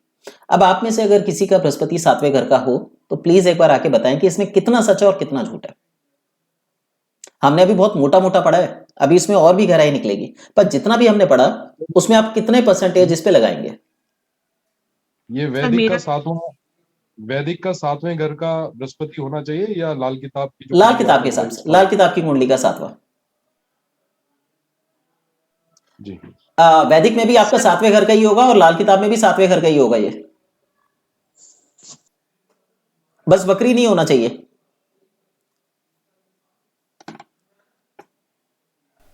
पूनम जी, पारुल जी, आप लोगों ने बोला था आपका 7वें घर का बृहस्पति है, क्या इसमें कितनी बात सही और गलत है? नहीं, मेरा नहीं है, बेटी का है सर। तो उसके व्यवहार से आपको क्या लगता है इसमें कितनी सच्चाई है और क्या है? सर व्यवहार तो मेरे साथ ठीक नहीं है, और आने वाले समय में, क्योंकि मैंने पहले भी लाल किताब पढ़ी है, मुझे पता है कि लाइफ में दिक्कत परेशानी बनी रहेगी। ये तो आने वाले टाइम पे ही पता चलेगा, बाकी सारी चीजें तो सर अभी तो वो पढ़ रहा है ना। चलिए पारुल जी, आपका कोई हाँ जी सर मेरे लिए तो सारा सही आया है सर, काफी हद तक सही है सर, 80-90% बिल्कुल सही है। ओके, थैंक यू पारुल जी। पारुल जी, एक चीज पूछनी है आपकी मदर के बारे में। हाँ आपकी जी। मदर है अभी है? नहीं, अब मेरी मदर नहीं है। अच्छा, और लेकिन जब पहले थे तो ठीक रहते थे, स्वस्थ रहते थे? अपनी बीमारी से 3-4 साल पहले तक तो वो बिल्कुल स्वस्थ नहीं है, ऐसी कोई दिक्कत नहीं आई उनको, लेकिन जब अच्छा। वो बीमार होना शुरू हुई तो 4 साल लास्ट के बहुत ज्यादा ही बीमार हुई, मतलब काफी ज्यादा बीमार थी और वही बीमारी उनको लास्ट में गई, लेकिन उससे पहले कोई दिक्कत नहीं। यहाँ पे एक प्रिडिक्शन और है, जैसे जैसे इनकी मदर बीमार हुई होंगी, इनको फाइनेंशियली या लाइफ में प्रॉब्लम्स आनी चालू हो गई होंगी और बढ़ती जाएंगी, क्योंकि यही चीज इसमें इन्होंने बता रखी है। हाँ जी सर, आप कह सकते हैं। हल यही है कि पहले से ही चंद्रमा के उपाय कर लिए जाए। हाँ, अगर आपको पता लग गया चंद्रमा के क्या उपाय है और क्या करना है, पॉन्स और कॉन्स जो हैं वही एक्चुअली में लाल किताब है। अगर आप जानते हैं तो कि कपड़े, हाँ, अगर सफेद कपड़े नहीं पहन सकते तो हैंकी रखना भी कह देती है, तो उससे काम चल जाएगा सफेद हैंकी रखने से हमेशा पॉकेट में? देखिए, जिसका 7वें घर का बृहस्पति होता है उसको घर में सफेद कपड़े रखने को मनाही करी जाती है। अच्छा, तो कपड़े ना रख के बाकी उपाय निकाले जाते हैं, और ये कहा जाता है कि दूध पकना नहीं चाहिए घर में। काढ़ना नहीं है ना, काढ़ना नहीं होता, काढ़ना नहीं चाहिए दूध को, पकाना नहीं चाहिए, बस एक उबाल दिया और बंद कर दिया। वैसे तो उबालना भी नहीं चाहिए दूध घर के अंदर, पर इतनी सख्तियां हम नहीं कर सकते, तो ये है कि आप एक उबाल देके और दूध बंद कर दीजिए। फैलना नहीं चाहिए और पकना नहीं चाहिए। घर में पनीर, खोया, दही ये नहीं बनना चाहिए। चंद्रमा खराब हो जाता है ना इससे। हाँ जी, सर खीर भी नहीं बनानी चाहिए? बिल्कुल नहीं। अच्छा, यही तो छोटी छोटी गलतियां होती है, गलतियां कहाँ होती हैं? सर आइडिया ही नहीं ना, अब कोई आइडिया देगा तो पता चलेगा ना।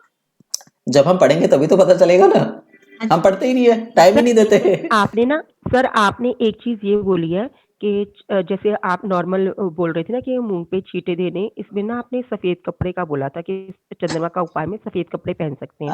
पूनम जी अभी होता है, आपने कहा लेकिन कि मैंने बृहस्पति वाले को हाँ वो मैंने आपको बताया था कि बृहस्पति वाले ऊर्जा को जो है, सफेद कपड़े नहीं रखने, जी ठीक जी है जी ना? लेकिन हम एक हैंकी का तो कर सकते हैं ना कि हैंकी पॉकेट में रख के उसको चंद्रमा का उपाय मान सकते हैं नहीं इसको कि नहीं? नहीं, मैंने आपको ये भी बताया था कि ऊर्जा बढ़ती है और घटती है। आपने ऊर्जा भी देखनी है कि बढ़ी हुई है घटी हुई है। अब यहाँ पे आवारा साधु का एक एग्जाम्पल ले लेते हैं। अगर एक व्यक्ति घर के अंदर बैठा रहता है, वो भी आवारा साधु है, किताबें पढ़ रहा है, तो ऐसे घर में मंदिर नहीं होना चाहिए। ठीक है, जब भी आप सातवें घर का उपाय पढ़ेंगे तो उसमें यही लिखा होता है कि ऐसे व्यक्ति के घर में मंदिर नहीं होना चाहिए, उसे मंदिर घर से बाहर जाना चाहिए। और अगर हम आवारा साधु घूमने वाले की बात कर रहे हैं, हाँ जी, अगर हम आवारा साधु घूमने वाले की बात कर रहे हैं तो उसके घर में मंदिर जरूर होना चाहिए जो उसको घर में रोकेगा। तो यहां पे अगर आप देखेंगे तो इनडायरेक्ट वे में कहीं ना कहीं केतु का रोल भी आ जाता है। अब यही प्रिडिक्शन है, इसीलिए इसे बार बार पढ़ने के लिए बोला गया है कि आप इसको समझें और हर बार आपको नए वाक्य मिलेंगे इसी लाइन 4 लाइनों में। यही तो लाल किताब की खूबी और मतलब इसकी खासियत है कि 4 लाइनों के अंदर उसने सब कुछ बता दिया। पर हम इन 4 लाइनों को याद कर लेते हैं और अपने हिसाब से प्रेडिक्शन करने लगते हैं, जिसकी लाल किताब ने साफ मनाही करी है। और आज की डेट में कोई भी व्यक्ति, मैंने खुद इसके 7-8 कोर्सेज करे हैं, किसी भी व्यक्ति ने प्रॉपर तरीके से लाल किताब नहीं पढ़ाई, सब उसमें मिक्सचर पढ़ाते हैं।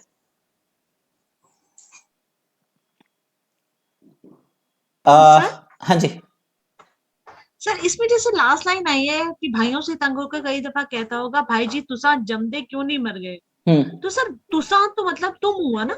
हाँ हाँ, वो अपने लिए कहता है, आप कह रहे हैं वो अपने लिए कहता है कि मैं देखिए पैदा कई होके बार, क्यों नहीं मर गया? हाँ कई बार आदमी इतना दुखी होता है, हम यहाँ पे ऊर्जा देखेंगे। कई बार आदमी इतना दुखी होता है कि वो कहता है मैं ही मर जाऊं, और कई बार वो ऐसा बोलता है कि तुम क्यों नहीं मर गए।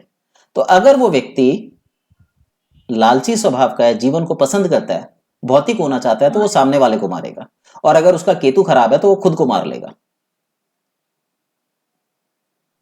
आप यहाँ पे न्यूट्रल होके पढ़ेंगे, परेशानियां ज्यादा उसकी सर, अगर लाइफ में ज्यादा परेशानी तो वो खुद को मारेगा, बोल देगा शायद से। हाँ जी खुद हाँ जी के लिए बोल देगा ना, हाँ जी कि इतनी ज्यादा परेशानियां आ गई हैं। जी। तो सर इसका मतलब 7वें गुरु वाले को माँ के साथ ही रहना चाहिए अगर है? देखिए एक्चुअली अगर 7वां बृहस्पति माँ के साथ रहता है तो माँ बीमार रहेगी, माँ से बनती नहीं है, कटुता बहुत ज्यादा होती है। माँ और पिता दोनों से ही नहीं बनती। ठीक तो रहेगा ना, लेकिन वो फिर वो सेफ रहेगा, उसकी लाइफ तो ठीक रहेगी, ना उसकी। हाँ बिल्कुल। पर बृहस्पति अपने आप में राजा होता है, किसी के अंडर नहीं रह सकता अगर बृहस्पति स्ट्रांग है तो। अब यहाँ पे एक और चीज आती है, जैसे वैदिक में हम अंश देखते हैं, यहाँ पे हम इनकी जो लाइनें लिखी हुई हैं, 7वें बृहस्पति सबको उतारे, जब इसकी गहराई आप देखोगे तो आपको समझ आ जाएगा बृहस्पति कितने अंशों पर बैठा हुआ है। एक अंदाजा लग जाएगा कि बृहस्पति ताकतवर है या कमजोर है। उसके बाद आप बृहस्पति को दृष्टि देखने वाले जो ग्रह होते हैं, जो पाप ग्रह होते हैं, शनि है, राहु है, केतु है, मंगल है, इनको भी देखते हैं। अगर उनकी किसी की नजर पड़ रही है तो उससे मिलते ही संबंध इसके बदल जाएंगे। लेकिन सर गुरु का प्रभाव तो देगा ही ना? गुरु का प्रभाव तो देगा ही देगा। उसके लिए तो चंद्रमा का उपाय करना ही पड़ेगा ना? हाँ जी हाँ जी। प्रशांत जी। जी सर। जैसा आपने पूछा था वैदिक का, एक्चुअली जो वैदिक की कुंडली बनती है उसमें से हम राशियां हटा देते हैं और लग्न से मेष राशि से काउंट करना शुरू कर देते हैं। बृहस्पति जहां बैठा है वहीं बैठा रहेगा, अगर वो 7वें घर में है तो 7वें घर में ही रहेगा। ठीक है जी जी सर। मेरी बिटिया का है, लेकिन अभी तो वो 14 साल की ही है। नहीं, ये चालू होती है लगभग 16 साल के मान के चलो, जब बृहस्पति एक्टिवेट होना चालू होता है। पढ़ाई जैसे बच्चा युवा उसमें आता है, उसके बाद लाल किताब इफेक्टिव हो जाती है। उससे पहले 12 वर्ष तक जो माता पिता का प्रभाव होता है उनका लगा रहता है। तो पढ़ाई कैसी रहेगी फिर, जैसे 16 साल की हो जाएगी उसके बाद? नहीं, वो तो फिर प्रॉपर कुंडली देखनी पड़ेगी ना। यहाँ पे एक और चीज बता दूं, 7 नंबर का बृहस्पति पढ़ने में भले ही नालायक हो, पर उसको नॉलेज बहुत ज्यादा हाई होती है। विद्या एजुकेशन अलग है, नॉलेज अलग है। एजुकेशन के लिए हम बुध देखते हैं और नॉलेज के लिए हम बृहस्पति देखते हैं, जुपिटर देखते हैं। अच्छा। हाँ, तो उसके लिए हमें मरकरी देखना होगा।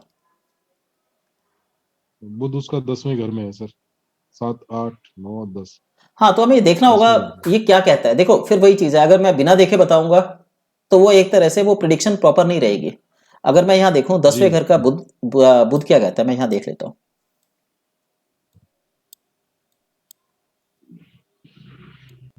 सर ये तो एक जर्नल सी हो जाएगी। हाँ, ये एक जनरल सी बात है। पूरी कुंडली सामने रहेगी तो आप दृष्टियां भी चेक करेंगे और उसके क्या प्रभाव रहने वाले हैं वो बताएंगे। तो कोई बात नहीं, एक एग्जांपल कर रहे हैं, एग्जांपल ले लेते हैं। तो कब से शुरू करोगे कोर्स ऑफ लाल किताब का? गुरुजी, हाँ जी,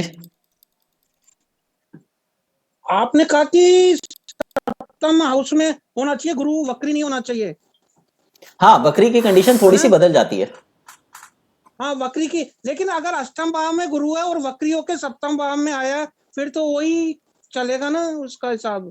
ऐसे में आप सप्तम और अष्टम दोनों को लोगे। हाँ, दोनों में करेंगे। दोनों पे लोगे, हाँ ठीक है। अब यहाँ पे हम बुध का लेते हैं। 10वें खाने में अगर बुध बैठा है तो वो क्या रिजल्ट देता है? देखिए यहाँ पे अगर एजुकेशन देखनी है तो हमें 5वें घर से देखनी होगी,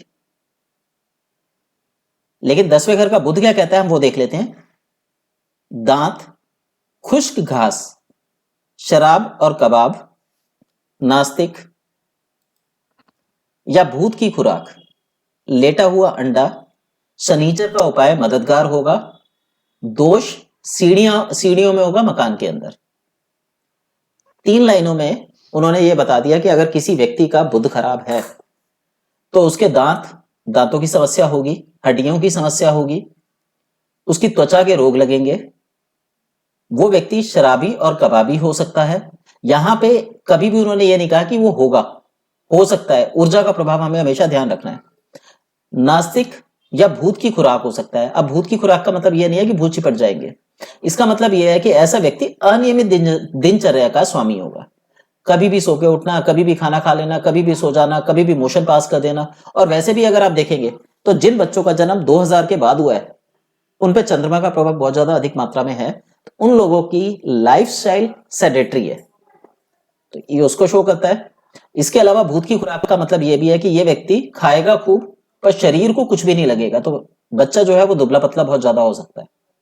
लेटा हुआ अंडा जो होता है वो कमजोर माना गया है, जिसके ऊपर अगर कोई भी चीज आके गिरेगी तो अंडा फूट जाएगा। तो ये कमजोर बहुत होते हैं, मानसिक अवस्था बहुत कमजोर होती है। ऐसे में शनि के उपाय बताए गए हैं और ये बताया गया है कि घर में जो दोष होगा वो सीढ़ियों के अंदर होगा, यानी सीढ़ियां गलत दिशा में बनी होंगी। उसके बाद बुध का 10वां हुआ बसेरा। यदि बुध जो है 10वें घर में आ जाए, शनि करेगा फैसला तेरा। तो शनि अगर मजबूत है तो फायदा देगा, शनि अगर कमजोर है तो नुकसान देगा। यानी 10वें घर का अगर बुध बैठा हुआ है तो शनि जो है वो भाग्य का फैसला करने वाला व्यक्ति बन जाएगा। जैसे हम बोलते हैं ना मेंटोर है, तो ये शनि जो है वो बुध वाले व्यक्ति का मेंटोर होता है। किसी तरह से अगर मिलेगा, चंद्र अपनी दया करेगा। अगर किसी भी एंगल से चंद्रमा उस व्यक्ति से संबंध बनाता है, कुंडली से संबंध बनाता है जो दृष्टियों के माध्यम से है, तो चंद्रमा जो है वो मदद करेगा, यानी मां से मदद मिलेगी या मां समान स्त्रियां ऐसे व्यक्ति को रास्ता दिखाने के लिए सामने आ जाएंगी। खुश्क घड़े सब में पानी भरेगा, यानी कि थायराइड की समस्या को भी इंडिकेट कर रहा है कि ड्राइनेस होगी शरीर के अंदर या व्यवहार में ड्राइनेस होगी, पर ऐसा दिखाई देगा कि इसके अंदर खूब सारा पानी भरा हुआ है। तो थायराइड की जो कंडीशन है वो इंडिकेट हो गई। अब यहां पे अगर मैं देखूं तो थायराइड की कंडीशन नीचे दिखा रहा है और ऊपर बता रहा है कि सूखा शरीर, खुश्क घास। तो घास जो है जब पीली पड़ जाती है, ऐसा नहीं है वो भोजन पानी लेना बंद कर देती है, परंतु उसमें पानी के अभाव के कारण उसमें पीलापन आ जाता है, जो मृत्यु का सूचक भी होता है या रोगों का सूचक है। इसी तरीके से खुश्क घड़े सब में पानी भरेगा का अर्थ यह निकलेगा कि ऐसा व्यक्ति देखने में स्वस्थ दिखेगा पर अंदर ही अंदर से वो खोखला होता जाएगा। सिदफ में वो मोती पैदा करेगा, यानी जो भाग्य है उसके अंदर उसको मेहनत के द्वारा वो अपने भाग्य को निर्माण करेगा। यानी ऐसा व्यक्ति अगर किसी भी अवस्था में पहुंच जाए और उसको सही से गाइडेंस मिले जो कि चंद्रमा उसको देगा, यदि वो शनि के उपाय करता है तो उसकी किस्मत उसका साथ देगी और उसकी समस्याएं, जो भी उसके दिक्कतें हैं, परेशानी है, वो अपने आप ही खत्म होती चली जाएंगी। शनि बिना कुछ नहीं मिलेगा, अगर कुछ मिला सख्त धोखा मिलेगा। यानी ऐसे व्यक्ति को शनि की मदद के बिना, शनि की ऊर्जा के बिना उसे कुछ भी नहीं मिलेगा, उसके भाग्य में कुछ नहीं लिखा हुआ। और अगर कुछ मिला तो वो उसको धोखा मिलेगा। लाख का महल, बारूद का पटाखा, सांप के जहरीले दांत, हड़काए कुत्ते की दुम शनिचर के इशारे पर काम करेंगे। यानी जीवन में जितनी भी कठिनाइयां आएंगी वो सब की सब कहीं ना कहीं वो शनि को कोरिलेट कर रही होंगी। जैसा कि शनिचर होगा वैसा ही बुध का काम कर दिखाएगा। ये हमने ऊपर पढ़ा था कि शनिचर जिस तरीके का होगा उसी तरीके का बुध। अगर शनि अच्छा है तो बुध अच्छा होगा, शनि खराब है तो बुध खराब होगा। पिता की मर्जी हो सुख देवे की ना देवे, तो ऐसे में जो पिता होगा, पिता कौन है यहाँ पे? यहाँ हमारे जो व्यक्ति पिता है उसकी बात नहीं की, यहाँ पे सूर्य की बात करी है। सूर्य की मर्जी होगा सुख देगा, सूर्य की मर्जी होगी नहीं देगा। यानी सूर्य किस घर में बैठा है वो बताएगा कि इसके जीवन में कब सुख आएगा और कब दुख आएगा। वालिद का साया कोई यकीनी ना होगा। वालिद होते हैं पिता या बड़ा भाई या ताऊ, जो बड़े रिश्ते होते हैं। गुरु का जो साथ होगा वो यकीनी ना होगा। यकीनी ना होगा का मतलब यह है कि वो साथ तो दिखाई देंगे पर सहयोग इनसे कोई नहीं मिलेगा। ना ही खुद की नजर का कोई भरोसा होगा। गर होगा जुबान का चस्का शराब कबाब का, मंदा मजा बाई से तबाही होगा। यानी ऐसा व्यक्ति अगर जुबान के चस्के के चक्कर में पड़ा, दैनिक नियमों का पालन नहीं करता, तो उसको बीमार होने से कोई नहीं रोक सकता। तबाही होगी पर उम्र लंबी का साथ भी होगा। लेकिन इसके साथ साथ वो ये भी कहता है कि यदि बुध खाना नंबर 10 में हो तो उस व्यक्ति की उम्र जो है वो खूब लंबी होगी। तो ये बुध खाना नंबर 10 का राशिफल है। अब हमें ये पता लग गया कि जिस व्यक्ति का बुध खाना नंबर 10 में होगा उसे बाय बर्थ ये चीजें मिली हैं। अगर राशि में घूमता हुआ, वर्षफल में घूमता हुआ बुध 10वें घर में आ बैठे तो हम समझ सकते हैं कि ये जो स्थिति है वो प्रगाढ़ हो जाएगी, और ज्यादा स्थिति ये पैदा हो जाएगी। तो ऐसे व्यक्ति के जीवन में दुख आएंगे और यही समय उसको तरक्की या उपाय निकालने का है। तो ऐसा व्यक्ति अगर ऐसे समय पर अपने से बड़ी उम्र की औरतों का सहयोग लेगा, उनका आशीर्वाद लेगा, सूर्य की उपासना करेगा, तो शनि जो है वो उसके फेवर में आ जाएगा। तो यहां पे वो शनि के उपायों के द्वारा भी इन चीजों को अपने फेवर में कर सकता है। ये प्रिडिक्शन बनती है। हालांकि इस पे अभी और भी बातचीत की जा सकती है। जब हम इस पे डिटेल में बैठेंगे तो 2 घंटे 4 घंटे इस पे लगाए जा सकते हैं इसकी डिटेल निकालने में। जब हम किसी की प्रिडिक्शन करेंगे उस दौरान हमने प्रॉपर तरीके से ये देखना है ये बुध कौन से खाने में बैठा है, उसका क्या प्रभाव है, बुध के साथ और कौन सा ग्रह बैठा है उसका क्या प्रभाव है। तो जब हम प्रॉपर कैलकुलेशन निकालेंगे तो हमारा जो उपाय होंगे वो ज्यादा सटीक होंगे। अब मान लीजिए इसके साथ, बुध के साथ इसी खाने में शुक्र आके बैठ गया या कोई और ग्रह आके बैठ गया तो वो इसके प्रभाव को बदल देगा, पलट देगा। क्लियर है? केवल एक ग्रह पे प्रेडिक्शन नहीं की जा सकती, उसके लिए हमें सारे ग्रहों को देखना पड़ता है।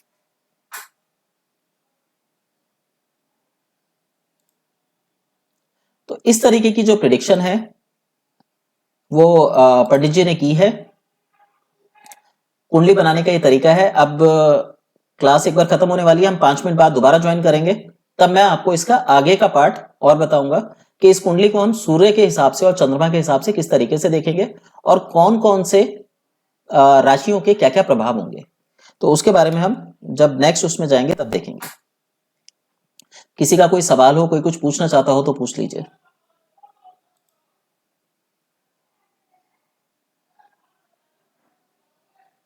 किसी को कुछ पूछना है?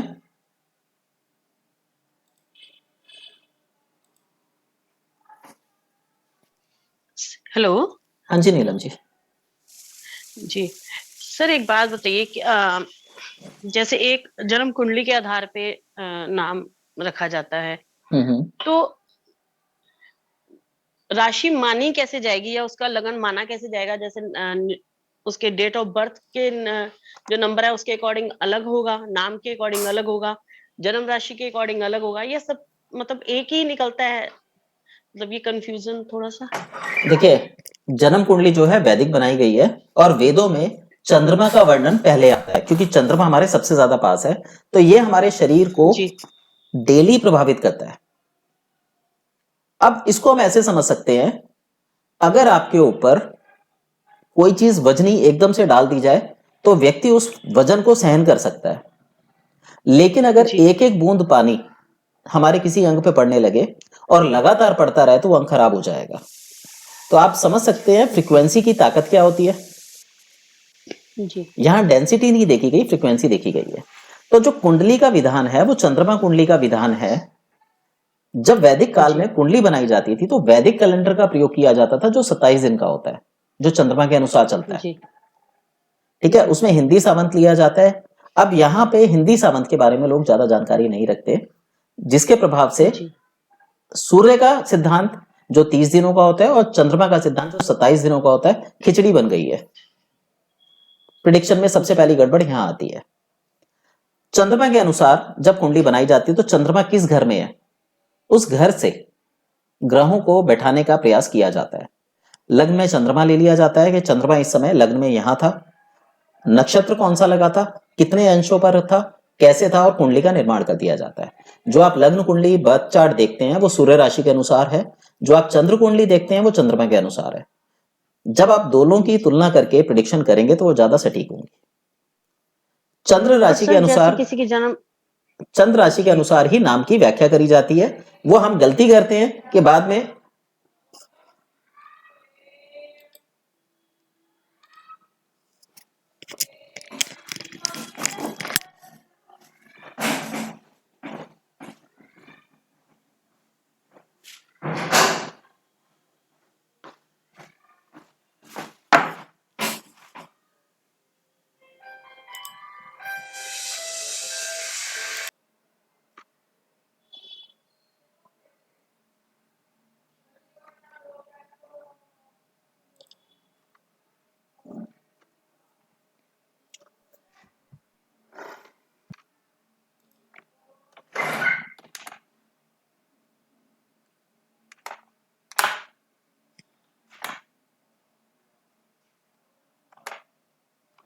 देखिए यहां आप देख सकते हैं, आवाज आ रही है मेरी? सर आवाज आ रही है। यहां आप देख सकते हैं वैदिक कुंडली की रचना राशियों को रखकर की जाती है, इसके बाद इसमें ग्रह बिठा दिए जाते हैं। वहीं लाल किताब में कहीं से भी आप शुरू करते हैं तो मेष राशि की लग्न कुंडली बनती है। इसके बाद आपके वैदिक में जहां ग्रह बैठे होते हैं वो ग्रह वहीं बैठा दिए जाते हैं। जहां जैसे मैं यहाँ पे एक एग्जांपल ले लेता हूं,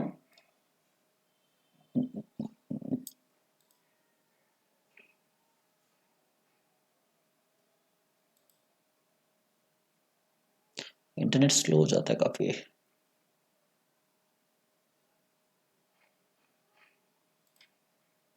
जैसे सपोज कीजिए चौथे घर में चंद्रमा बैठा हुआ है,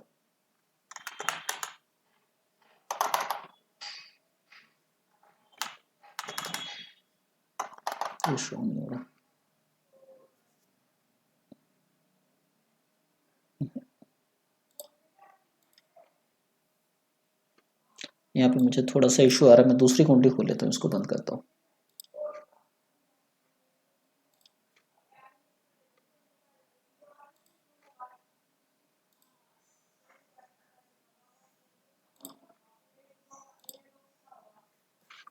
ये कुंडली बना रखी है, इसको जब हम बनाते हैं शुरू करते हैं तो हम सबसे पहले 1 नंबर मेष राशि यहां बनाते हैं, 2 नंबर का खाना इसको लेते हैं, 3 4 5 6 7 8 9 10 11 और ये 12। इसी तरीके से हम इसको काउंट करते हैं। आपको नजर आ रहा है, ये स्क्रीन नजर आ रहा है आप लोगों को? Yes sir. हाँ, अब सबसे पहले इसको हम कालपुरुष की रचना बोलते हैं, कालपुरुष कुंडली बोलते हैं। घर इस तरीके से बिठाए जाते हैं। पहला घर जो होता है वो लग्न का होता है, दूसरा घर हमारी इनकम का होता है। इसको हम ऐसे भी देख सकते हैं, ये हमारे जीवन का पहला पक्ष है, यह हमारी आत्मा है जब हम जन्म लेते हैं। जो दूसरा पक्ष है यह हमारा बचपन है। तीसरा पक्ष हमारा युवापन है, क्योंकि यह पराक्रम को दर्शा रहा है। तो जब हम 16-18 वर्ष की आयु में पहुंचते हैं तो तीसरे घर के अंतर्गत आते हैं। चौथा घर हमारे सुख का घर है, इस समय हमारी एक्चुअल में शादी होती है। 5वां घर संतान का घर है। तो इसको देखने के कई नजरिए हैं। ये डिपेंड करेगा कि आप कुंडली की प्रिडिक्शन किस तरीके से करना चाहते हैं, उस पर डिपेंड करता है। वैदिक में आपको ये ज्ञान, प्लीज अपना माइक ऑफ कर लीजिए।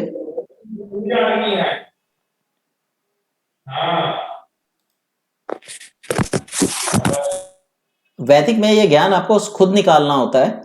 लाल किताब में ये पहले से लिखा हुआ है, हमको सिर्फ उसको पढ़ के जो महसूस होता है उसको बोलना चाहिए। जैसे मैंने आवारा साधु का मीनिंग निकाला था कि आवारा साधु घूमने वाला व्यक्ति भी हो सकता है, और आवारा साधु का मतलब ये भी बनता है कि वो घर में ही बैठा बैठा पढ़ता रहेगा, वो भी आवारा है, या मन उसका चलता रहेगा, चलायमान रहेगा।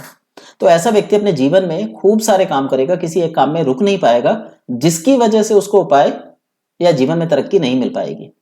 तो ऐसा व्यक्ति जब अपने शनि को एक्टिवेट करेगा, शनि एक पाप ग्रह है, बृहस्पति एक पुण्य ग्रह है। अब आप सोच सकते हैं कि शनि को अगर एक्टिवेट कराया गया तो उसका क्या प्रभाव उसके जीवन पे पड़ेगा। तो इस तरीके की जो हमारी वो रहेगी वो हम क्लास के दौरान डिस्कस करेंगे कि इसका क्या क्या प्रभाव पॉजिटिव और क्या नेगेटिव होता है। तो इस तरीके से जब हम उसकी रीडिंग करेंगे तो इस चीजों को देखते हुए हम रीडिंग करते हैं।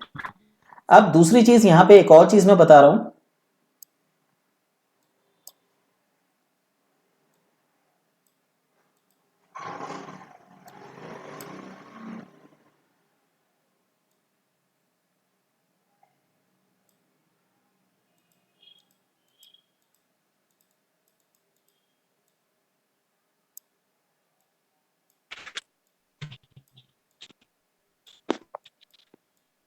हम सभी जानते हैं पूरा सूरज जो है वो ईस्ट से उदय होता है और वेस्ट में डूबता है।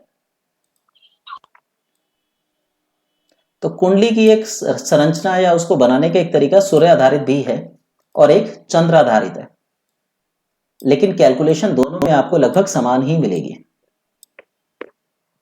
अब यहां पे हम उसको थोड़ा सा डिस्कशन करते हैं। प्लीज अपना माइक ऑफ कर लीजिए। विश्वकर्मा जी अपना माइक ऑफ कर लीजिए।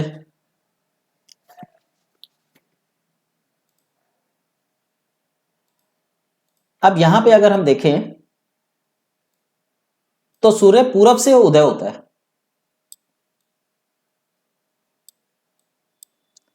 उसके बाद ये धीरे धीरे अपनी स्थिति बदलता हुआ 12वें घर में, 11वें घर में, 10वें घर में, 9वें घर में, 8वें घर में और 7वें घर में आते आते अस्त हो जाता है। इसके बाद चंद्रमा का समय चालू होता है। चंद्रमा 6ठे घर में, 5वें घर में, 4थे घर में, 3रे घर में और दूसरे घर में आते आते पहले में अस्त हो जाता है। अब अगर मैं सूर्य की बात करूं, सूर्य अगर 10वें घर में है तो ये अपनी सबसे उच्चतम अवस्था में है।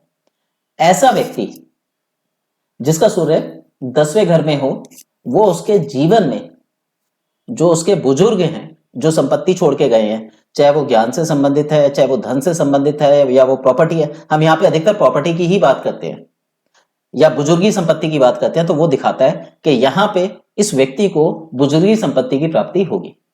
वहीं अगर चंद्रमा 4थे घर में बैठ जाए तो चंद्रमा को बोला गया कि यह सबसे उच्चतम अवस्था हुआ होगा। तो आप देखिए यहां से सूर्य यहां आते आते अपनी पूरी रोशनी यहां पे फेंक रहा है, इस घर को जला रहा है, और यहाँ का जो स्वामी है वो शनि है। कट रही है बार बार गुरुजी। Internet issue. अब आ रही है, आवाज आ रही है क्लियर? आवाज क्लियर आ रही है गुरुजी? ओके, हाँ आ रही है। हाँ, तो सूर्य जो है जब 10वें घर में आएगा तो अपने उच्चतम रिजल्ट देगा, पर 10वें घर का जो स्वामी है वो शनि है। वो कैसे है हम उस पर बाद में डिस्कशन करेंगे। 10वें घर का जो स्वामी है वो शनि है, और शनि जो है सूर्यपुत्र होने के बावजूद उनका कट्टर शत्रु भी है। तो जब एक घर में बाप बेटा बैठेंगे और बाप की बेटे से नहीं बनती या बेटे की बाप से नहीं बनती, दोनों के रिश्ते अलग अलग हैं, अगर हम इस दृष्टिकोण से देखते हुए प्रिडिक्शन करेंगे तो सटीकता ज्यादा होगी। अब बाप का बेटे से क्या रिश्ता है? बाप चाहे कितना भी कठोर हो जाए पर बेटे के लिए पूरी तरह कठोर कभी नहीं हो सकता, लेकिन बेटा अगर बाप के प्रति कठोर होता है तो वो पूरी तरह कठोर हो सकता है। तो यहां पे अगर 10वें भाव में शनि बैठ जाए तो वो अपने घर में कहलाएगा। अपने घर में हर कोई राजा होता है, तो यहां पे सबसे ज्यादा इंपैक्ट जो है भूमि पे वो शनि का पड़ता है। और अगर हम इसको देखें तो ये आता भी अर्थ एलिमेंट के अंतर्गत है, और वहीं पे अगर यहां सूर्य आ जाए तो यहां पे सूर्य जो है उसका प्रभाव कम हो जाएगा। ऐसे ही चंद्रमा को हम 4 अंक से देखते हैं। अगर चार अंक पे चंद्रमा आके बैठ जाए तो चंद्रमा जो है वो सबसे तीव्र होगा और सीधा सीधा इफेक्ट जो है हमारे हृदय और हमारे मन पर, हमारी अंतरात्मा पे डालेगा। और अंतरात्मा से ही हम माँ को देखते हैं, क्योंकि माँ का सुख ही सबसे बड़ा सुख है। तो 4 नंबर का जो चंद्रमा है वो सबसे उच्च अवस्था में माना गया है, जो हमें माँ का सुख प्रदान करता है, हमें माँ समान सुख प्रदान करता है और हमारी भावनाओं को कंट्रोल करता है। और ऐसा व्यक्ति काफी भावनात्मक रूप से स्ट्रांग होता है। स्ट्रांग होने का मतलब यह है कि वो बहुत ज्यादा कमजोर भी हो सकता है और बहुत ज्यादा ताकतवर भी हो सकता है। ये अवस्था या वातावरण पे निर्भर करता है। अब यहां पे मैं एक एग्जांपल लेता हूं। किसी व्यक्ति का सूर्य, यहां पे जैसे अगर हमने सूर्य लिया, ये बोला कि 7 में अस्त होता है, तो 7 में अस्त जरूर माना गया है, पर सूर्य कभी डूबता नहीं है, वो चंद्रमा के रूप में आगे घूमता रहता है। जिस व्यक्ति का सूर्य जिस घर में बैठेगा उस व्यक्ति को उस अंग से संबंधित समस्या आएगी। पहला अंग हमारा सिर है, दूसरा गर्दन है, तीसरा कंधे, चौथा हमारा धड़ जो वक्षस्थल होता है, पांचवा ऊपरी पेट, छठा निचला पेट, सातवां गुप्तांग, आठवां पुट्ठे, नौवां जांघे, 10वां घुटने, 11वां पिंडलियां और 12वां जो है हमारे तलवे या पैर। अब जिस व्यक्ति का सूर्य जिस भी भाव में बैठेगा उस व्यक्ति के जीवन में जब भी उस समय की दशा लगेगी, उस ग्रह की दशा लगेगी, उसको उस ऑर्गन संबंधी में सूर्य संबंधी रोग क्रिएट हो जाएंगे। जैसे यहां पे हम एग्जांपल लेते हैं, आप में से अगर किसी को पता हो कि आपका सूर्य चाहे वैदिक में किसी भी भाव में बैठा हो, आप एक बार बता दीजिए, बस वक्री नहीं होना चाहिए। आप में से किसी को पता है आपका सूर्य कहां बैठा है? 5वें घर में है गुरुजी मेरा, मकर राशि में। ओके, 5वां घर किसका है? तो ये हमारा एपिगैस्ट्रिक रीजन होता है, जहां पे गैस बनती है और लिवर और गॉल ब्लैडर संबंधी समस्याएं क्रिएट होती हैं। यहां पे स्प्लीन आती है, शरीर में खून का अभाव हो सकता है, शरीर टूटा हुआ थका रह सकता है। इस तरीके से सूर्य जो है इनके 5वें घर में बैठ के चंद्रमा के भाव में बैठ के नुकसान पहुंचाता है। राजेंद्र जी, जो मैंने बोला पेट के ऊपरी हिस्से में जहां पे हमारा ये रिब केज खत्म होने वाला होता है, वहां पे आपको समस्याएं होती हैं, लिवर संबंधी समस्याएं हैं? हाँ, मेरे फैटी लीवर है, थायराइड भी है मेरे। जी जी, तो रीजन समझ आया कि किस तरीके से। कोई और व्यक्ति बताएगा सूर्य कहां बैठा है? सर मेरा 10वें घर में बैठा हुआ है। चलिए, 10वां घर में बैठा हुआ है। 10वां घर जो है ये हमारे घुटनों को दर्शाता है। प्रशांत जी, क्या आपको घुटनों में कोई समस्या है? सर घुटनों में कट कट की आवाज आती है जब बहुत देर तक नीचे बैठ जाता हूँ ना मैं, हवन में बैठता हूँ, या मैं जैसे टीचर हूँ, मैं बागवानी भी करता हूँ कई बार, तो घंटों से वो खुरपी चलाता हूँ, फिर उठता हूँ तो कट कट की आवाज आती है, दर्द भी होता है बहुत ज्यादा। ओके, किसी और व्यक्ति को बताओ सूर्य कहाँ बैठा हुआ है? वैसे गुरुजी मेरे बेटे का 8वें भाव में है, शुक्र के साथ में। 8वें भाव में है तो पुट्ठे कमजोर होते हैं। पुट्ठे कमजोर होने का मतलब यह है शारीरिक क्षमताएं जो होती हैं वो बहुत वीक होती है। इसको हम इम्यूनिटी बोल सकते हैं इनडायरेक्ट वे में, उसकी इम्यूनिटी काफी लो रहेगी। हाँ, इम्यूनिटी लो है गुरुजी, उसके एपिलेप्सी की बीमारी है, हाथ पैरों में दर्द रहता है, उसके गठिया की बीमारी है। आप उसके लंग्स का इलाज कीजिए, आपको बहुत फायदा मिलेगा उसके लंग्स के इलाज से। जी गुरुजी, मतलब लंग्स का कैसे करें? मतलब सांस ज्यादा ले, मतलब प्राणायाम करवाएं उससे? ना ना ना ना ना, अगर आप देखेंगे उसके पैर ठंडे रहते होंगे। हैं? पैर ठंडे रहते होंगे उसके। हाँ, पैर ठंडे रहते हैं कि इसके? हाँ रहते हैं, बिल्कुल गुरुजी, सही है, एकदम सही है। उम्र कितनी है बच्चे की? वो 2002 में फरवरी में हुआ था, अभी 19वां चल रहा है साहब उसका। जितना रात को सोने से पहले, सुनिए सुनिए सुनिए, रात को सोने से पहले तेज गर्म पानी, जितना ज्यादा वो बर्दाश्त कर सके, गर्म पानी में पैर डलवा दीजिए। ठीक है गुरुजी। गर्म पानी में पैर डलवाना है मात्र 20 मिनट के लिए। हाँ, 20 मिनट बाद पैर बाहर निकालिए और उस पर अच्छे से सरसों के तेल की मालिश कीजिए। ठीक। हवा बंद रखिएगा बिल्कुल, और उसके बाद सूती कपड़ा पैरों पे लपेट के उसको सुला दीजिए। 40 दिन में आपको फायदा दिखाई दे जाएगा। ठीक गुरुजी, करता हूँ, आज से करता हूँ गुरुजी। बिल्कुल। और ध्यान रखना, अगर उसे बुखार चढ़ जाए हाँ तो केवल माथे पे पानी की पट्टियां रखनी है, दवाई कोई नहीं देनी। हाँ और जिस ठीक समय है। इसको बुखार चढ़े खाना पीना बंद कर देना। मौसमी का जूस दिया जाएगा हाँ पानी में मिला के, डायरेक्ट जूस भी नहीं देंगे। ठीक और पेट साफ करने की ठीक। दवाइयां राजेंद्र चलेंगी। जी, राजेंद्र जी, सर का फोन नंबर है ना आपके पास? हाँ मेरे पास है, उनका नंबर है हाँ सब। हाँ, अगर ये सब करेंगे ना तो अगर कोई कांटेक्ट दिक्कत कर आए लेना आप। तो हाँ फोन पे बात कर हाँ लीजिएगा, दिक्कत हाँ, बढ़ नहीं ना वो जाए मैं क्योंकि समझ बच्चे गया, अगर गर्म पानी ज्यादा हो जाता है तो वो दिमाग पे असर करेगा ना। नहीं नहीं, तो कोई मैं समझ दिमाग, गया हाँ, ठंडे नहीं पानी। फीवर नहीं नहीं, फीवर भी चढ़ेगा इसलिए भी। हाँ वो उसी की वजह से गर्म पानी की वजह, समझ गया मैं, अच्छी तरह हाँ समझ हाँ। गया। बाकी आप ये उपाय कोई निकालेंगे। भी दिक्कत आए तो हाँ आप फोन ये कर समझ लीजिए, लीजिए। अगर आपने गुरुजी 2-3 आज से ही साल उसको करता हूँ। करा हाँ दिया, अगर आपने उसको 2-3 साल ये उपाय करा दिया तो ये समस्या उसकी हाँ हमेशा के लिए खत्म हो जाएगी। जी गुरुजी, मैं आज से ही शुरू करता हूँ 40 दिन के लिए। जी जी बिल्कुल राजेंद्र जी। बिल्कुल ठीक है, गुरुजी। तो हम ये देख सकते हैं कि सूर्य जिस घर में बैठता है, प्रशांत जी आप कुछ कह रहे हैं? जी मैं कह रहा हूँ घुटनों से जो कट की आवाज आती है वो भी बता दीजिए। बहुत देर में एक पोस्चर में रहता हूँ सर उसके, इसका कोई प्रॉपर इलाज नहीं है। इसके लिए क्या है, आप जो हाफ सिटिंग पोज होता है उसको अपनाइए, जिसे हम कुर्सी आसन भी बोलते हैं। और दूसरा, जब आप बहुत लंबे समय तक स्थिति में रहते हैं तब समस्या आती है, तो यह भी समस्या नहीं कहलाएगी। जिस समय आप पे सूर्य की दशा चलेगी उस समय आपके घुटनों में समस्या आएगी। उपाय उस समय निकालने हैं आपने, अभी कोई उपाय नहीं है, इसलिए मैंने कोई जवाब नहीं दिया था आपको। ठीक है ठीक है ठीक है। बाकी अगर कटकट की आवाज आती है, किसी के भी घुटनों से कटकट की आवाज आती है, तो सबसे अच्छा उपाय है दिन में 2 बार गर्म पानी के अंदर 5-5 बूंद बादाम रोगन डाल के उसे फेंट के पिए।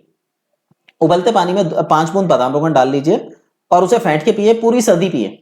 आपको जो जिसको भी आवाज आती हो, जोड़ों में से कहीं से भी गैस की समस्या हो, निश्चित ही फायदा मिलेगा। सर एक बार फिर से बताना सर। किसी को भी अगर वायु रोग है तो वो व्यक्ति 1 कप उबलते पानी में 5 बूंद बादाम रोगन डाल के उसको फेंट कर पिए तो निश्चित ही फायदा मिलता है वायु संबंधी रोगों में। ये जो कटकट की आवाज आती है, ज्यादातर वायु संबंधी रोग ही होते हैं। जब ये बिगड़ जाते हैं तब ये ऑर्थराइटिस में या ऑस्टियोआर्थराइटिस में कन्वर्ट होते हैं। सर किस समय उस लेना समय चाहिए? उपचार बदल जाएगा। दिन में कभी भी खाली पेट ले लीजिए, आधा घंटा 1 घंटा आगे पीछे कुछ मत खाइए पीजिए। जी ठीक है। इसके अलावा जो गर्म तेल होते हैं उनकी मालिश की जा सकती है घुटने पे। प्रशांत जी, अरंडी का तेल ले लीजिए और रात को घुटने पे मल के, रगड़ना नहीं है, लगा के उस पर सूती कपड़ा लपेट के सो जाइए, आपको फायदा मिलेगा।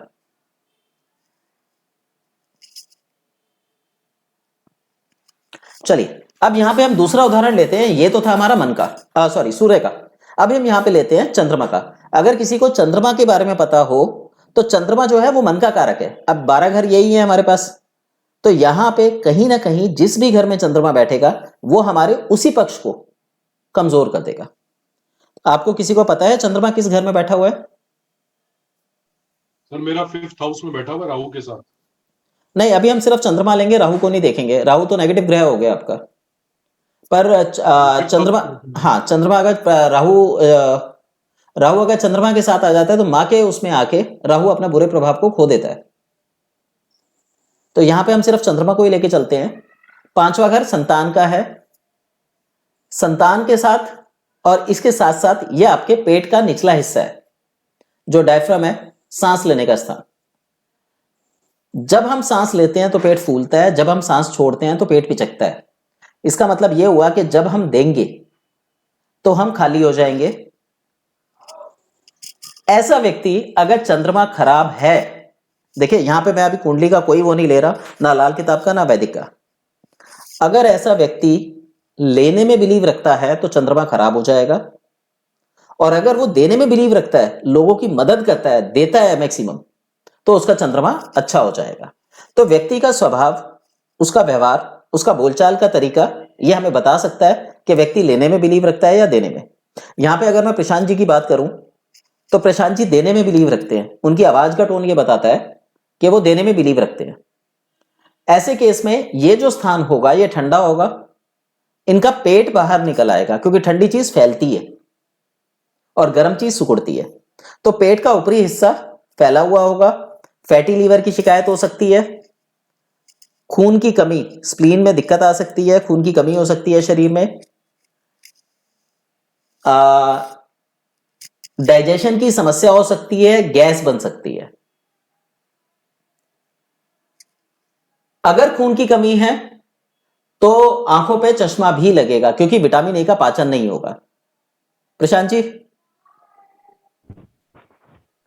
सर एक मिनट सर, इनडायरेक्ट वे में फिर ये कह सकते हैं जो लक्षण आपने बोले हैं वो लोग क्या देने की प्रवृत्ति वाले हैं एक तरह से? हाँ, इसमें लेना हो तो ना दोनों में चलता है। मैंने बताया ना ऊर्जा के दो प्रभाव होते हैं, पॉजिटिव और नेगेटिव। अब यहाँ पे मैं अपनी नॉलेज का इस्तेमाल करके उनकी आवाज के टोन को पकड़ के चल रहा हूं कि वो देने में बिलीव रखते हैं या लेने में। अगर वो लेने वाले होते तो बीमारियां दूसरी होती, देने वाले थे तो मैंने उसके अकॉर्डिंग उनको बता दिया।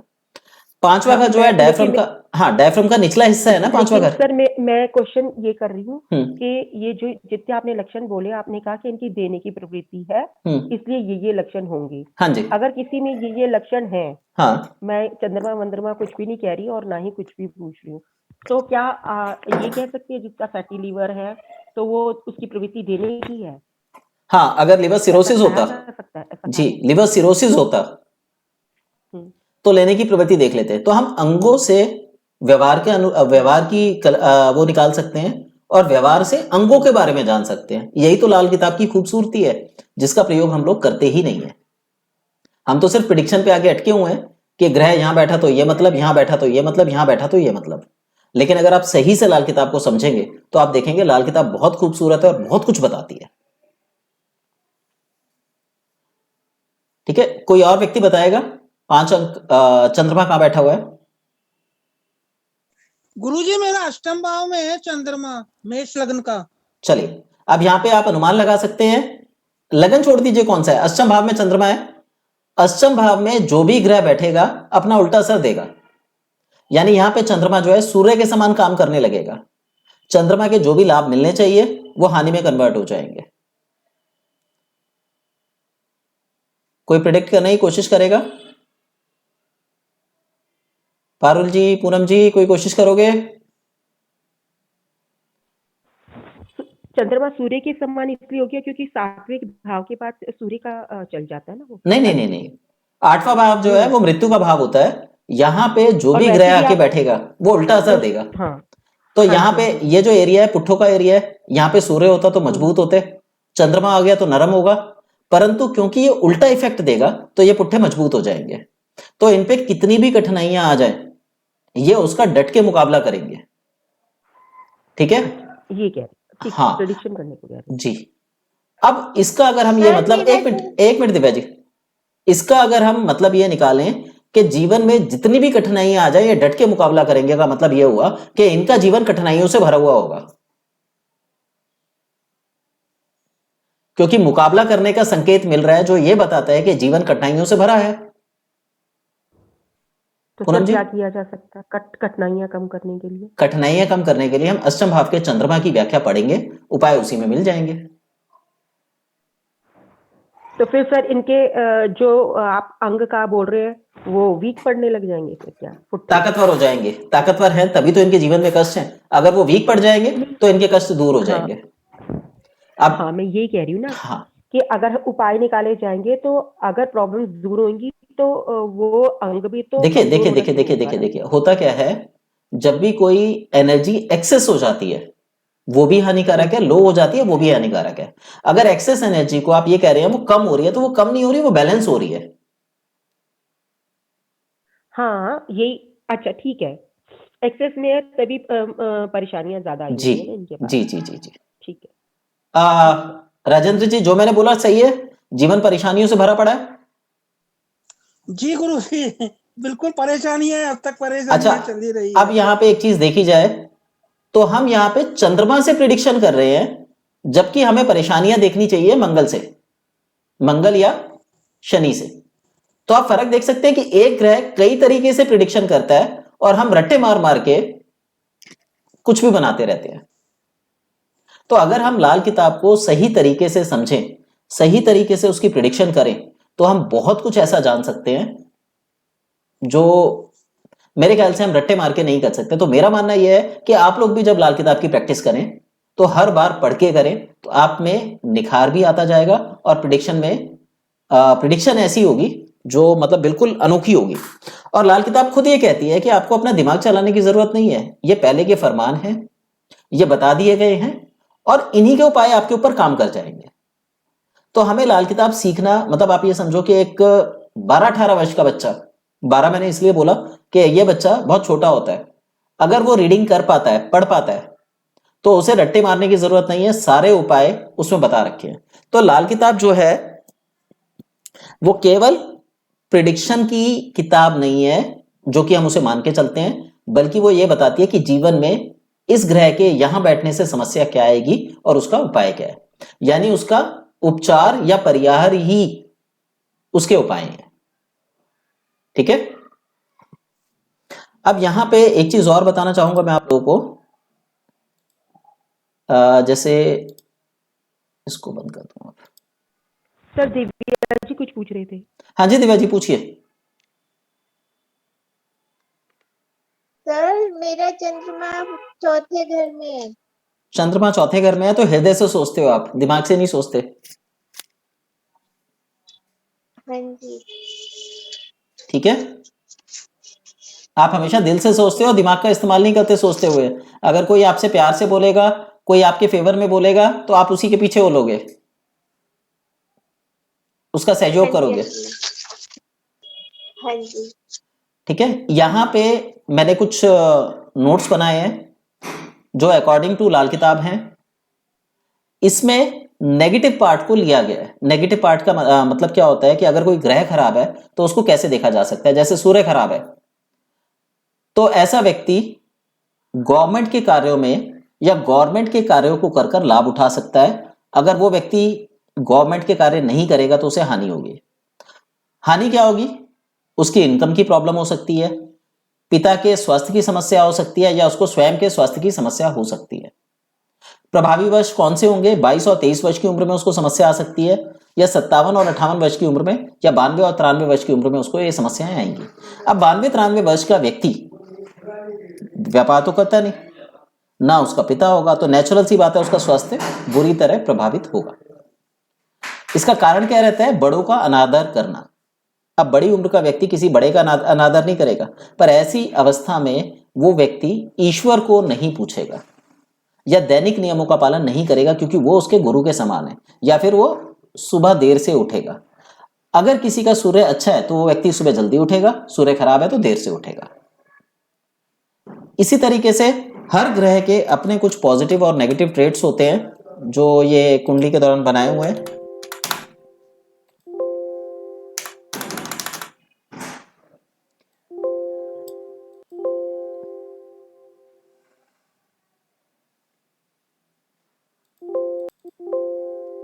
चल क्यों नहीं रहा? मेरी आवाज आ रही है आप लोगों को? एक्चुअली मेरा ये हैंग हो गया है। आ रही है गुरुजी, आ रही है, आवाज आ रही है। सर आ रही है। ये आगे बढ़ने से मना कर दिया इसने, चल ही नहीं रहा।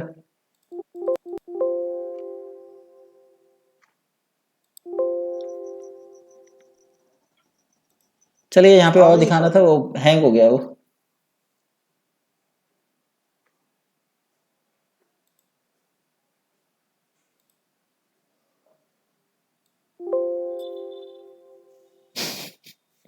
किसी का कोई सवाल हो, कुछ पूछना हो तो पूछ लीजिए। सर मेरा सूर्य 9वें घर में बैठा हुआ है। सूर्य आपका 9वें घर में बैठा हुआ है? हाँ जी। 9वां घर किसका है? घुटनों का? सर पता नहीं। थाइस का? आपकी थाइस कमजोर होंगी। थाइस थाइस थाइस थाइस कमजोर होंगी। थाइस कमजोर थाई जो हैं वो कहीं ना कहीं हमारे इनडायरेक्ट वे में थायराइड को इंडिकेट करती हैं। तो आपके शरीर में बॉडी फैट, सूजन इत्यादि की समस्या रहेगी। आप जितने मर्जी उपाय निकाल लेना, ये समस्या खत्म नहीं होगी। बस आप कुछ समय के लिए इसको कंट्रोल रख सकते हैं। अच्छा ठीक है sir, thank you sir. Welcome. तो आपको इसका ध्यान रखने की जरूरत पड़ेगी। सर क्लास जो है लाल किताब की क्या क्या क्या उसमें लेंगे आप? लाल किताब बेसिक से सब एडवांस वगैरह सब कराएंगे या किसी एक पक्ष को लेंगे, दो पक्षों को लेंगे? सर ये हैंग हो गया, मैं वही दिखा रहा था अभी। मैं एक बार दोबारा खोल के इसको कोशिश करता हूँ जी।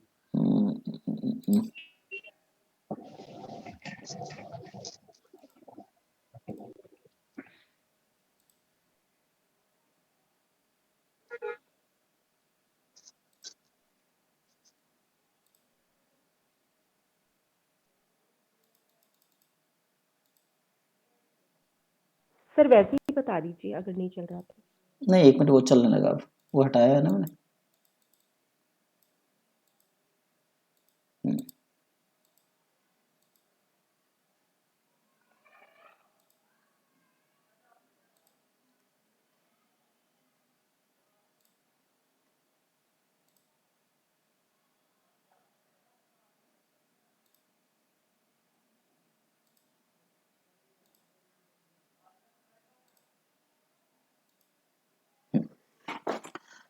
हमने एस्ट्रोलॉजी के अंदर और न्यूमरोलॉजी के अंदर 2 कोर्सेज निकाले। एक न्यूमरोलॉजी का कोर्स है जो बेसिक से एडवांस का है, जिसके अंदर जो हमने कल बताया था ग्राफोलॉजी। अगर ग्राफोलॉजी आती है तो कुंडली की प्रिडिक्शन आप अलग दृष्टिकोण से भी कर सकते हैं। क्लासेस 24 हैं न्यूमरोलॉजी की, 3 से 5 बजे की क्लास रहेगी, शनिवार इतवार की क्लास रहेगी। इसी तरीके से जो हमारी लाल किताब की क्लास है, इसको हमने नाम दिया है प्रिडिक्टिव एस्ट्रोलॉजी कोर्स। ये भी बेसिक टू एडवांस है, कंप्लीट कोर्स है। 24 क्लासेस हैं, हालांकि ये क्लासेस थोड़ी ज़्यादा हो सकती हैं, ये डिपेंड करेगा कोर्स के मटेरियल के ऊपर। इसके अंदर हम लोग जो कवर करेंगे वो ब्रेन के पार्ट्स हैं, जो 42 प्रभाग मैंने बताए थे, वो 42 ब्रेन के पार्ट है।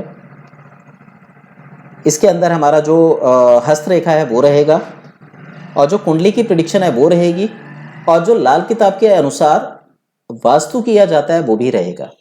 यानी लाल किताब के अंदर आपके सारे जो किताब में वर्णित चीजें हैं वो सारी रहेंगी। इसकी भी 24 क्लासेस हैं, संख्या थोड़ी ज्यादा हो सकती है।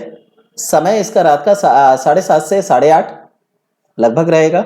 इसको आप 1.5 घंटे का मान के चलिए, क्योंकि 1 घंटे में कवर नहीं होती, तो ये लगभग 7:30 से 7:30 बजे से लेकर 9 बजे तक का क्लास का टाइम रहेगा। क्लासेस 3 दिन मंडे, वेडनेसडे, फ्राइडे रहेंगी। 12,000 रुपये इसकी फीस है। 4,000 रुपये पर महीना देकर भी आप इसे ज्वाइन कर सकते हैं। पीडीएफ, नोट्स, वीडियोस आपको मिलेंगे, इनके लिंक मिल जाते हैं, आप उसमें अपनी स्टडी कर सकते हैं। और यदि आप दोनों कोर्स करते हैं, लाल किताब और इसका, तो आपको 20,000 में दोनों कोर्सेज हो जाएंगे। इसको भी आप पार्शियल पेमेंट में दे सकते हैं, 7,500 रुपये करके 3 बार में। जो व्यक्ति केवल लाल किताब का कोर्स करेगा उसको एक मोबाइल न्यूमरोलॉजी वैदिक के अनुसार फ्री कराई जाएगी। 5 मुखी रुद्राक्ष एज अ गिफ्ट दिया जाएगा। और जो व्यक्ति दोनों कोर्स करता है उसे 2 रुद्राक्ष दिए जाएंगे, 4 मुखी, और 2 5 मुखी दिए जाएंगे। मोबाइल की न्यूमरोलॉजी रहेगी। वास्तु का एक कोर्स एक्स्ट्रा रहेगा। लाल किताब का तो है ही है, साथ में दूसरा कोर्स भी रहेगा। और प्रिडिक्शन की जाएगी उनके घर के 4 मेंबर्स की, हस्बैंड, वाइफ और 2 बच्चों की प्रिडिक्शन की जाएगी, और उनको प्रॉपर काउंसलिंग और गाइडेंस दी जाएगी। लेकिन ये सिर्फ तभी फैसिलिटी मिलेगी प्रिडिक्शन की जब वो दोनों की पेमेंट एक साथ जमा कराएंगे। यहां पे जो हम, अगर वो व्यक्ति चाहे तो हम जो कुंडली का उदाहरण लेते हैं वो उसी की फैमिली की 4 कुंडलियों का उदाहरण हम लेके आगे चलेंगे। तो ये हमारे कोर्स की डिटेल थी। जो व्यक्ति जुड़ना चाहे वो बता सकता है। 3 लोग हमारे साथ जुड़ चुके हैं, 5 लोग होने पे कोर्स शुरू कर दिया जाएगा। आप में से जो भी जुड़ने का इच्छुक हो वो बता सकते हैं, वो जुड़ना चाहते हैं, कैसे जुड़ना चाहते हैं। हाँ जी, लाल किताब का करूंगा, लाल किताब का करूंगा सर मैं। ठीक है प्रशांत जी, मैं आपका नाम लिस्ट में डाल देता हूँ। 4 लोग हो गए हैं, बस एक व्यक्ति और मिलते ही हम अपना कोर्स शुरू कर देंगे। ठीक है, किसी के मन में कोई सवाल हो, कुछ पूछना हो तो पूछ लीजिए।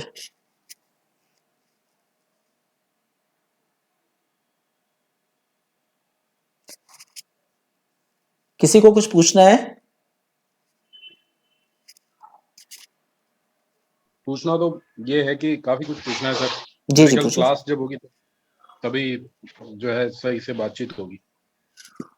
जी, जो आज डेमो दिया उससे रिलेटेड कुछ पूछना हो कोई बात मन में हो तो उसके बारे में पूछ सकते हैं। बाकी पढ़ाई तो फिर पढ़ाई है, पढ़ाई तो पढ़ाई के समय पे ही पूछी जा सकती है।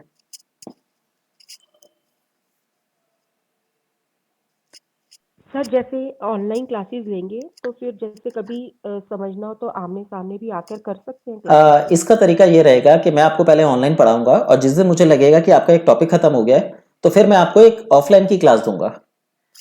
ऑफलाइन क्लास का पर्पस क्या होता है कि आप लोग उस चीज को गहराई से समझ सके। जो चीज हम ऑनलाइन पे 15 मिनट आधे घंटे में समझते हैं वो ऑफलाइन में 1 मिनट में समझ में आ जाती है।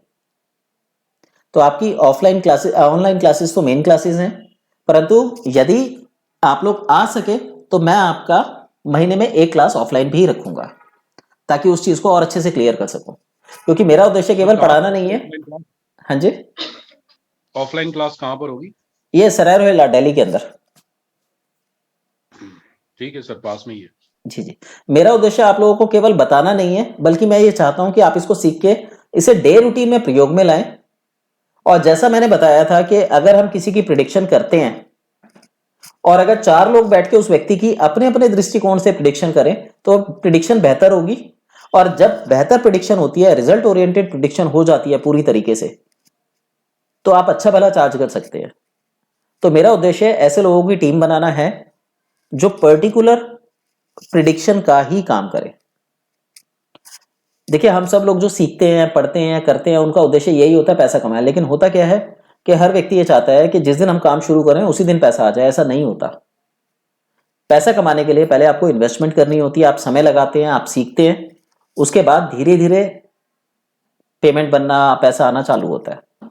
अगर आप इस चीज को फॉलो करते हैं तो लिखवा के ले लीजिए कि अगले 2 साल के अंदर, 2 साल मैक्सिमम 2 साल के अंदर अंदर आपकी इनकम ना करते हुए 1 लाख के करीब होगी। ज्योतिष के अंदर, न्यूमरोलॉजी के अंदर इतना पैसा है। लेकिन उन व्यक्तियों के लिए है जो इसको गहराई से समझे और प्रिडिक्शन अच्छे से करे। तो प्रिडिक्शन अच्छी वही कर सकता है जो गहराई को जानता है। कोई कुछ पूछना चाहे, कहना चाहे तो बोल सकते हैं। हमारा टाइम लगभग खत्म हो रहा है, नहीं तो हम क्लास बंद करते हैं। किसी को कुछ पूछना है, कहना है? सर आज की क्लासेस की रिकॉर्डिंग है? हाँ जी, रिकॉर्डिंग है, हो रही है रिकॉर्डिंग। ठीक है। हाँ, कल की रिकॉर्डिंग भी आपको मिल जाएगी अभी रात तक, और ये भी मिल जाएगी। चलिए, okay, thank you all. Thank you. Welcome Divya ji. Thank you. Welcome. Thank you sir. Welcome.